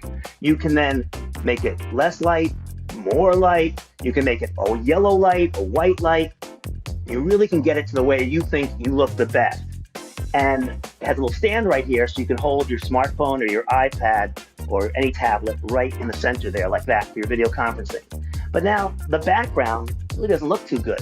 Here's a solution for that. This is from Julia Studios, and this is your own personal green screen, just like that.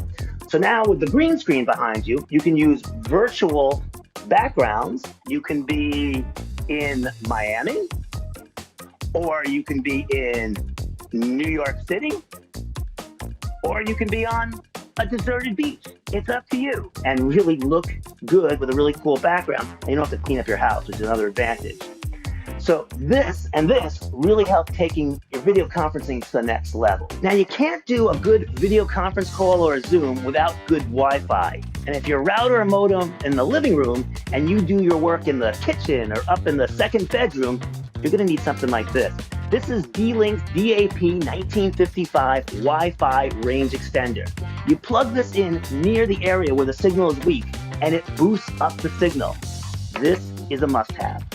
Now, if you're looking for a simpler video conferencing setup, check this out. This is called LoomCube right here, and it attaches to your PC, Mac, or your tablet. It suctions onto the back of it. And once it's there, you then can control the light, so you can make it brighter, you can make it less bright, more yellow, more white, and it really does add some extra fill so you look better in those calls. Next, this little table right here is called Table Tote. It's completely collapsible and adjustable. When you fold it up, it's about the size of a briefcase, and it'll fit in a briefcase. When it's set up, it's a workstation with an area for your smartphone, for a beverage, all in one place, and like I said, it folds up. This chair is called the Ergonomic Stool from Hammacher Schlemmer, and what it does is it moves while you work, so your core muscles are being exercised while you're working, which is really important. It's called active sitting. And if you want to do some aerobic exercise, check this out right over here. This is called Life Bike. You can put it under your table or desk, and while you're conferencing, you can actually get in a couple of miles biking, which is pretty cool. When you're not using it, it folds up flat, just like that, and it fits in that canvas bag. Hoda, Jenna, hope you learned some good video conferencing tips. Take care, stay safe. All right, Steve, thank you so much. Check out these products. Head to today.com/shop. This morning, we have an exclusive look at what could become the future of The Office. NBC News technology correspondent Jake Ward has that story for us.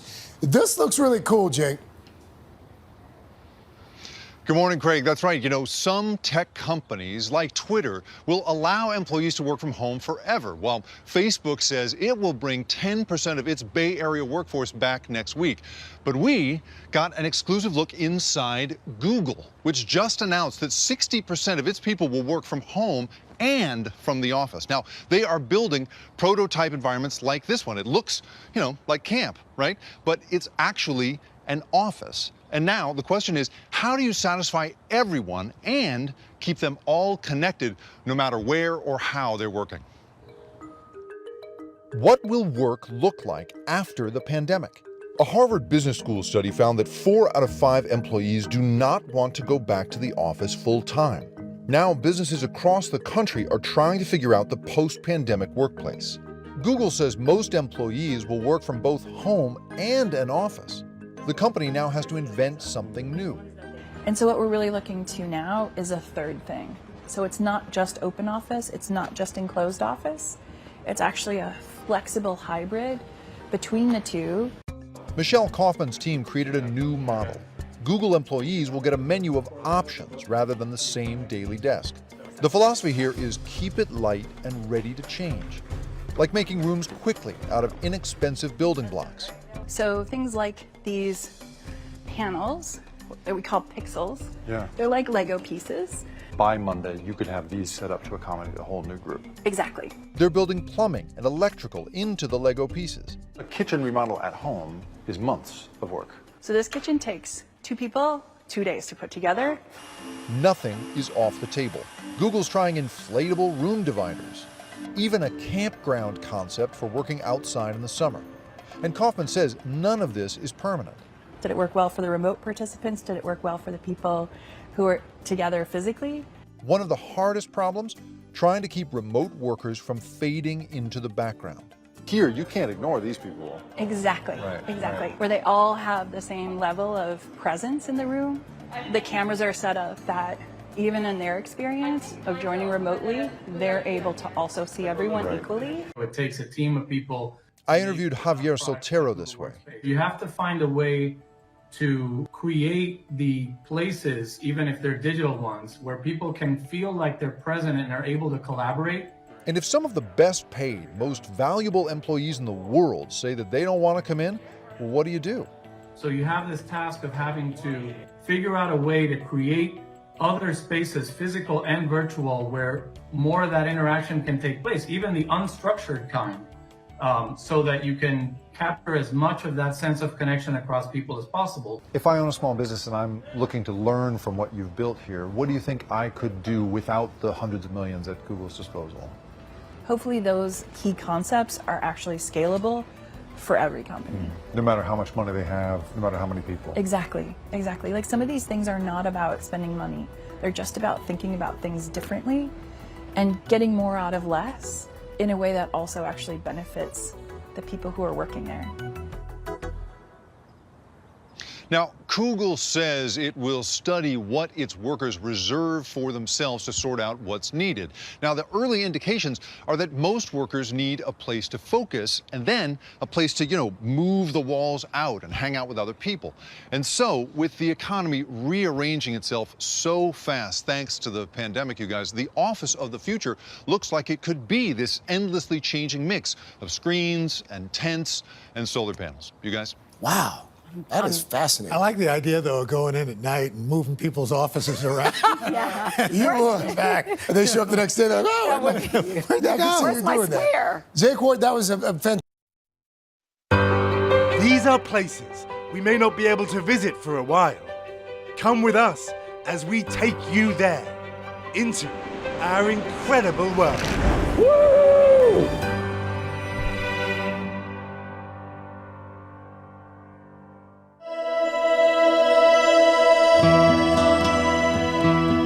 We are sailing the Mediterranean in search of lost civilizations to rediscover the great cities that vanished in the ancient past. Their legacy has lingered in our collective imagination for centuries, a reminder of our human frailty when faced with the awesome, destructive power of nature. And where better to begin than among the islands of Greece, where history and legend collide. You look like a Greek god. Okay, I'm a Greek man. I don't know about the other. Skipper Theo Marinos navigates us to our first port of call, the spectacular island of Santorini, or as the Greeks know it by its ancient name, Thera. With its white stucco houses teetering on the edge of sheer cliffs, to many, this is a bucket list vacation destination. A tourist paradise where the sea here is as warm as a jacuzzi. That's great! But the warm water is a reminder that Santorini is an active volcano. 3,500 years ago, a colossal volcanic eruption ripped out the heart of this island. Everywhere you can see evidence of this awesome destruction. Ancient ash. A pumice mantle, over 100 foot thick, blankets the entire island. A great city buried beneath. Streets, 3-story houses, beautiful wall paintings preserved. But the people who lived here, obliterated. These were the Minoans, an advanced race who ruled the seas. And this island was an important outpost of their vast maritime kingdom. Now in this island of Atlantis, there was a great and wonderful empire. And many now believe the inspiration for the legend of Atlantis, first written about by the philosopher Plato. There were earthquakes and floods of extraordinary violence. And in a single dreadful day and night, the island of Atlantis was swallowed up by the sea and vanished. Some experts say that Plato's Atlantis was located in the middle of the Atlantic Ocean, but others believe that the inspiration was the destruction of Santorini. Atlantis civilization existed here in Santorini. Our skipper certainly thinks so. Plato described a circle island with a volcano in the center, destroyed in one single night. That happened to Santorini. And scientists here have recently discovered that the eruption from this supervolcano was even more destructive than previously thought. In terms of the consequences of the eruption, it is likely the worst explosion mankind has ever known. But the destruction didn't end there, says Kostas Sarnalakis, one of the world's foremost experts on tsunamis. The initial wave is about 300 feet high. Following in the wake of that colossal wave, we sail 90 miles south to the island of Crete, legendary birthplace of Zeus, and the heart of the Minoan Empire. Archaeologist Dr. Sandy McIlvray has spent more than 30 years investigating what happened to the Minoan civilization here. The sea comes up over all these buildings, knocking all these buildings down, goes as far as that yellow field that you see up there at the end of the olive trees. Way back there. Way back there. This was one of its major towns. This was Main Street, separating these huge town blocks that were on either side. The whole town is completely wiped out, 25,000 people. Down at the water's edge, you can find spectacular evidence of the tsunami's destruction. There's some bone, wall plaster, more pottery, basically churned up households. These are fragments of an amphora, like a big two-handled jar. Okay, there's the base of a cup. See that round base? Goes like that. Sides come up here. Put a handle on there. Wow. So someone might have been drinking from that as the wave came in. Yeah. As they came to the end of their life. Entirely possible. Isn't it amazing to just find this stuff here like this? I just can't believe that I'm holding maybe pieces of Atlantis in my hand. Like the people described in Plato's Atlantis, the Minoans were advanced, and their palaces, like here in the ruined Minoan capital, Knossos, were magnificent. This was like the Washington, D.C. of its era, a center of power and civilization. They're the first culture in Europe that has running water coming down into their buildings. One of the things that we get from Minoan art, you see that men and women are equal. If anything, the women were more powerful. They just have this almost miraculous civilization. Miraculous, yes, but Atlantis? I really suspect that the Minoan civilization and Santorini is where Atlantis is. Amazingly, and despite the similarities to Atlantis, Dr. McIlvray is not so sure. Where is Atlantis? If it's not here, go west through the Pillars of Hercules into the Atlantic Ocean. He believes that when Plato wrote that Atlantis was beyond the Pillars of Hercules, he meant outside the Mediterranean. Do you think it's in the Atlantic? Well, I mean, I read Plato as an undergraduate. I did classics and developed a fairly high opinion, and I really don't think it's fiction. So, was Plato's inspiration the destruction of Santorini? Or is it just a story? Or perhaps, just perhaps, is there a lost Atlantis somewhere beneath the ocean?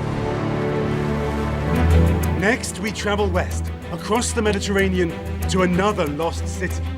It too was destroyed by a volcano, but this place is definitely not a legend. Pompeii. The Meet the Press Chuck Todd Cast, free wherever you get your podcasts. Some experts say that this bill still isn't enough. Do you accept that criticism? There's been a ton of confusion from the CDC. Can we try to clear some of this up? Is America safer today with the Taliban in charge of Afghanistan? If it's Sunday, it's Meet the Press. For breaking news in our changing world, download the NBC News app. Make the most of your day with Today in 30. We give you a mix of everything you love about our show in a mere 30 minutes. Savannah and Hoda bring you what you must know. The biggest moments of the morning. One Republic! Exclusive interviews. Why did it work for you? You're right. I am more talented than the rest. And important headlines. Major medical news this morning. Watch Today in 30 on your schedule. Streaming every day on Today All Day. Some experts say that this bill still isn't enough. You accept that criticism? There's been a ton of confusion from the CDC. Can we try to clear some of this up? Is America safer today with the Taliban in charge of Afghanistan? If it's Sunday, it's Meet the Press. The Meet the Press Chuck Todd Cast. Free wherever you get your podcasts. Today is now a podcast available every morning. Listen wherever you get your podcasts. The Meet the Press Chuck Todd Cast. Free wherever you get your podcasts. For breaking news in our changing world, download the NBC News app.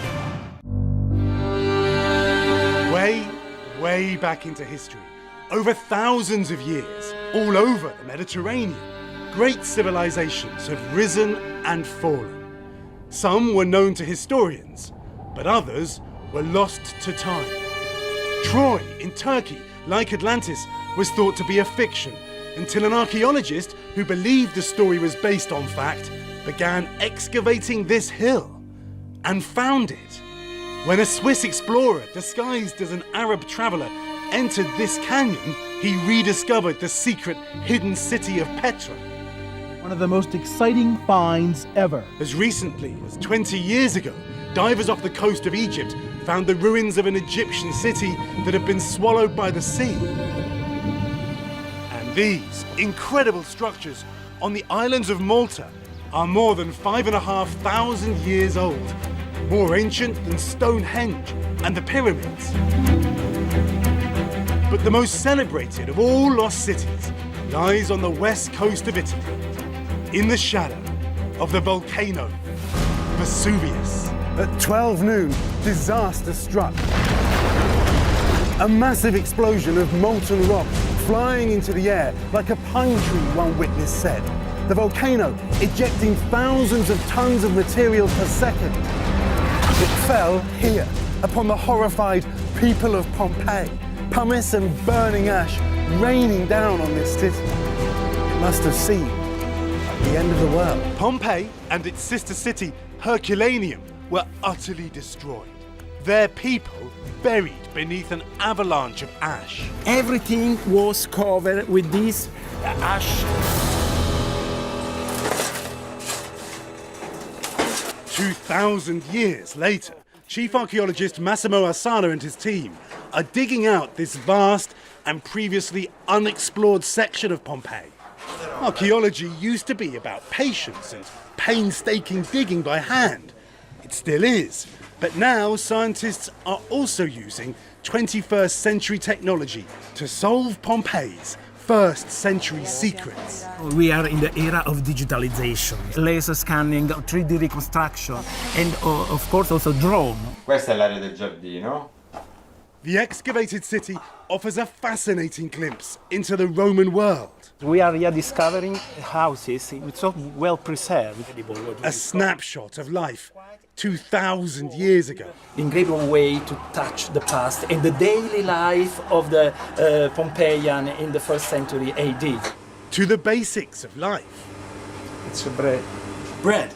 Ah, this is someone's thumbprint. Yes, this one. And even graffiti. It's a campaign sign for the local lawmaker. All the time, they're discovering more. Here, writing with a date, October 17th. Important because it indicates that the eruption happened 2 months later than has always been thought. Just one day before that eruption, Pompeii was a thriving vacation resort for the Romans.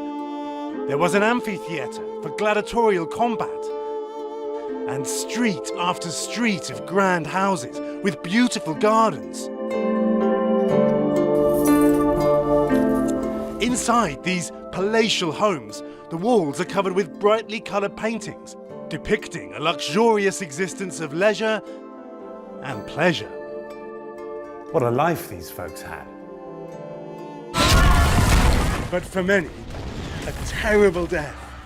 Thousands fled in panic, waiting to be rescued from the beaches by the fleet of galleys under the command of the great Roman admiral, Pliny. Others were not so lucky, suffocated by burning gas, then buried in a deadly rain of falling ash. This famous figure is crouching, as if in prayer, certainly in terror, and we're only now truly learning of the horrors they were going through. Back at the excavation, the professor and his team are uncovering more bodies and using the latest techniques are beginning to find out more about who these people were. Like this man, buried beneath a massive block of masonry. He tried to escape with a few coins, not really a huge amount of money, so we understand the status of this person. Now, for the skeleton, we started also the DNA analysis, and we will know everything about his biography. And these two victims of the volcano are believed to be a master and his slave. The team has even found the bodies of petrified horses. And this skull, found on the shore near Pompeii, is now being examined in another lab, with more CSI. Could it be, as many experts think, the skull of Pliny, the very man in charge of the Roman fleet who died while trying to rescue the survivors from the disaster zone? We should, soon, have the answer. And perhaps also the answer to Pompeii's greatest mystery. Because although more than 1,000 bodies have now been recovered here, what happened to everyone else? The population of ancient Pompeii was 30,000. 30,000 people. Inside the town. But they are out there, somewhere, says Professor Ossana, hidden beneath the ash. And maybe, tantalizing, there are other cities, other great civilizations, perhaps buried beneath the desert sand, or submerged beneath the sea, forgotten by history, but just waiting to be found.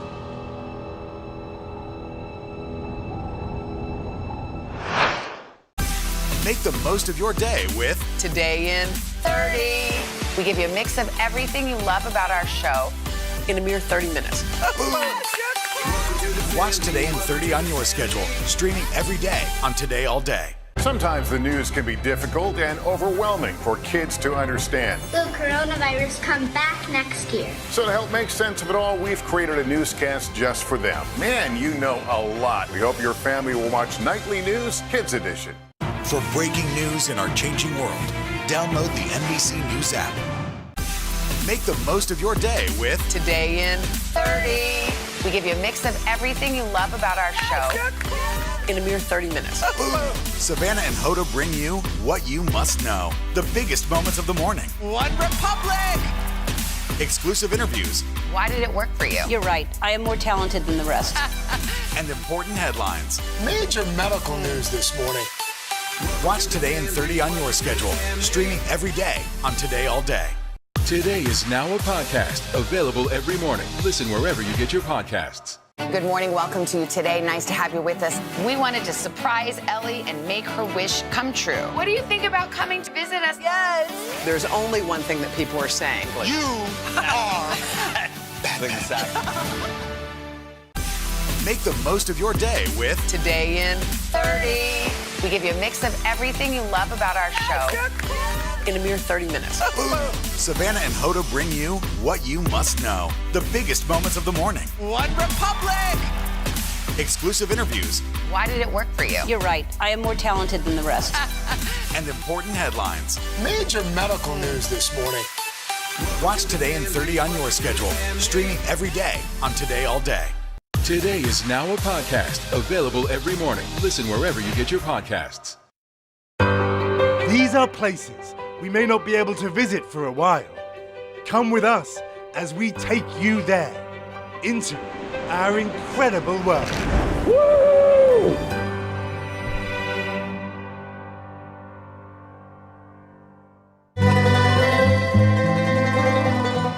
Ah, Italy. Where to begin in this land of Romance, Renaissance, and romance?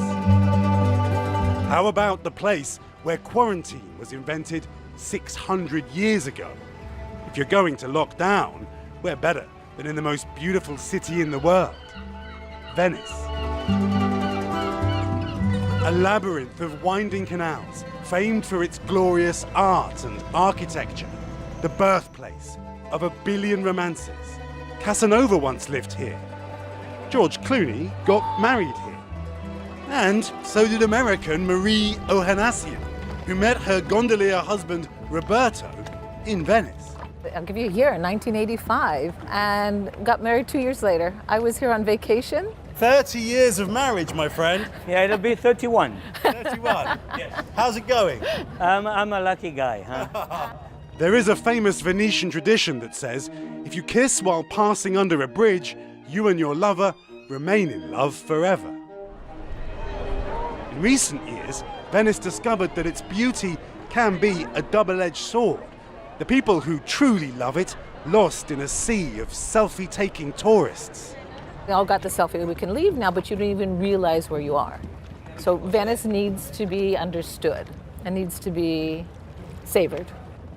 You live in history. Francesco da Mosta, whose family has lived in this Venetian house for generations, agrees. Venice doesn't need so much tourism. So much tourism is destroying Venice. And when you lose the soul of a place, then it's lost. Then, for almost every one of us, everything changed. In Venice, it meant overnight the visitors vanished. As the world turned upside down, the pollution here disappeared. The water never looked clearer. More than ever, you could see why the Italians call this city on the sea La Serenissima, the most serene. Amazing, really, when you think that this was once a bustling metropolis, the trading center of the world.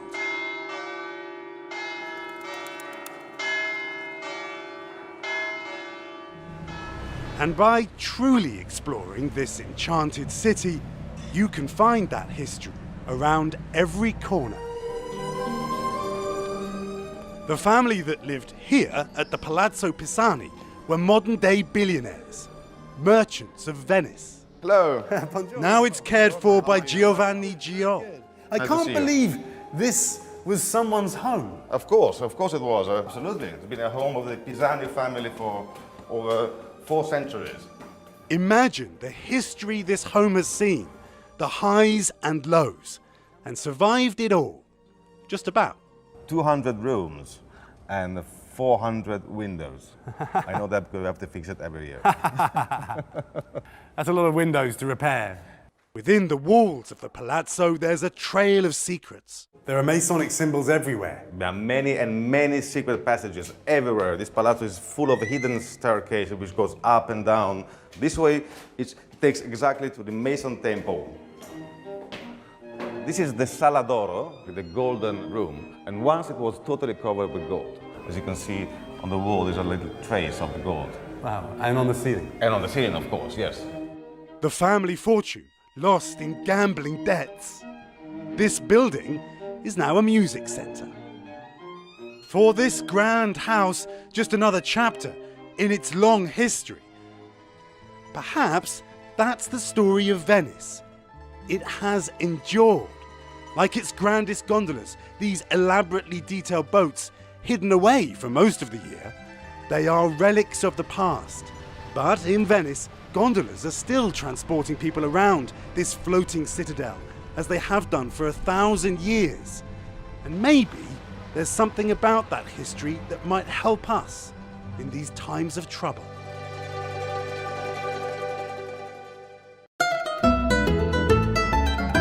Across the country, another spot famous for its history, Florence. Back when travel was so easy, we took time to take in its domed cathedral, walk its cobbled streets, and cross its enchanting bridges. A place for meditation, and as any Tuscan will tell you, a place to have fun. Hey, good. Hey! How's it going, buddy? Claudio. Welcome to Florence. Buonasera. My friend and colleague Claudio, who's as Italian as Armani, introduced me to the local cocktails. What are we going to drink? We're going to have an Aperol, well, a spritz, which is half Prosecco, which is Italian champagne. And then you can put two things in it, either Aperol or Campari. A little taste test. Yes. Okay. Salute. Salute. Salute. Remember when you could share drinks without disinfecting the glass? I feel like we should hold hands. No.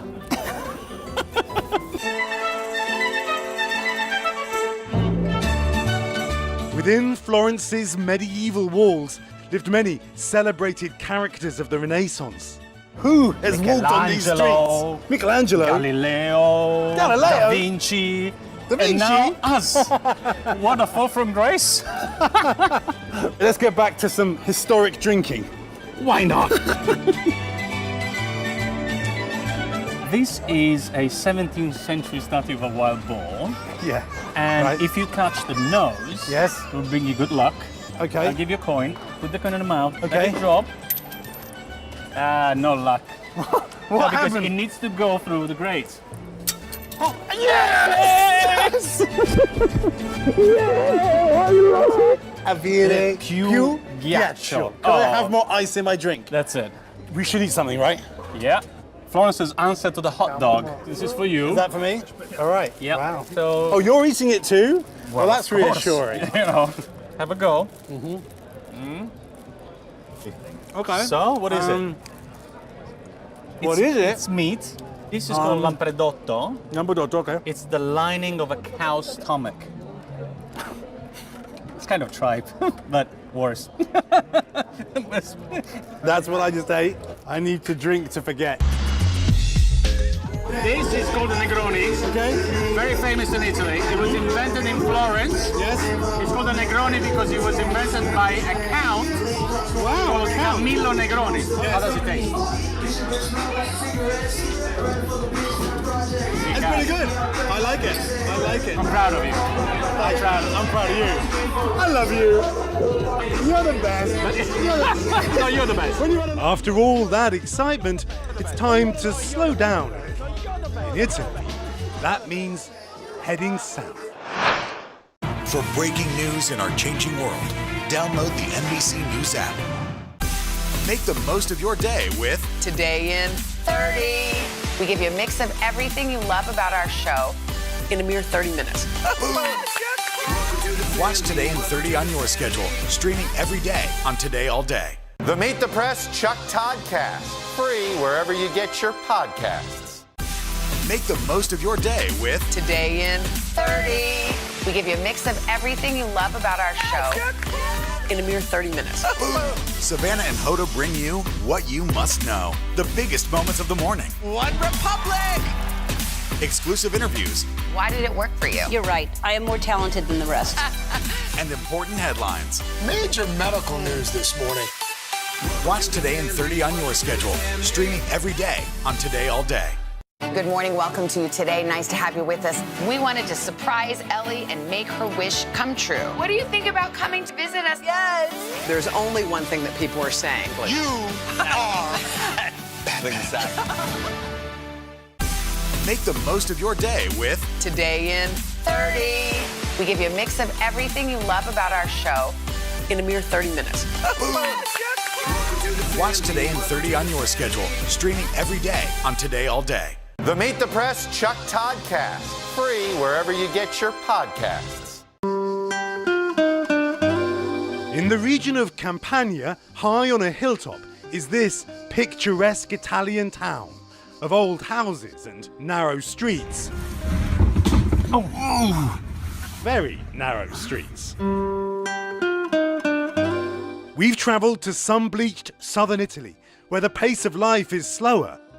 In this typical Italian town, the locals are, well... Buongiorno. Hi, how are you? Buongiorno, buonasera. Wait, you're not Italian. No, I'm not Italian. Just like you. Ciao. Where are you from? New York City. I'm from Los Angeles, California. We're from Santa Barbara. Please, Will someone explain? Ciao. Hi, Carlo. Yes. Carlo from California has emigrated to Guardia San Framondi, a town founded before Columbus found America. We're kind of right in the middle of the whole Italy thing. The Italy thing. The Italy thing. What do you love about the Italy thing? It's kind of like I've been dropped in an alternative universe where people are still really nice to each other. Ciao. Ciao. This old-fashioned place where folks say hello, or ciao, was slowly consigned to the past. But now more than 100 Americans and others have bought property in Guardia. Kind of a little America. Piccolo Americano, they call it. Ciao. Ciao. Glenn is still refurbishing, but plans to keep some of the old features. Love the old life. Yeah. His house, once home to a wealthy Italian contessa. This was the Contessa's bedroom. Romeo, Romeo, wherefore art thou, Romeo? Admittedly, you can get a little carried away. You don't have to be Shakespearean aristocracy to live here, says restoration expert Benny Adamo. For $15,000, you can have this view. Or if you have a spare $170,000, this 18th century palazzo is yours. Frescoes. Yeah, frescoes. Look at that. Okay, it's a bit of a doer-upper. Look. Is the bed included? Yeah, the bed is included. You can take whatever you want. When you buy these houses, you buy a piece of their history too. Rooms untouched. 1784. A journal written before George Washington became president. Incredible. This is what life is about, and what so much of Italy is about, with its rich history. One day, our lives will be history too, but the magic of Italy, its culture, its beauty, and the way it just makes your heart sing, will always be with us. Hey, you guys, good to see you today, All Day viewers. You're looking better than ever. We're so happy you're spending your Tuesday with us. Yes, and of course you're back, I hope you know, for another episode of our digital show Today in 30. Let's break it down, Hoda. All right, we got it. Here we go. We're going to start with the confusion that surrounds the rollout over those COVID boosters.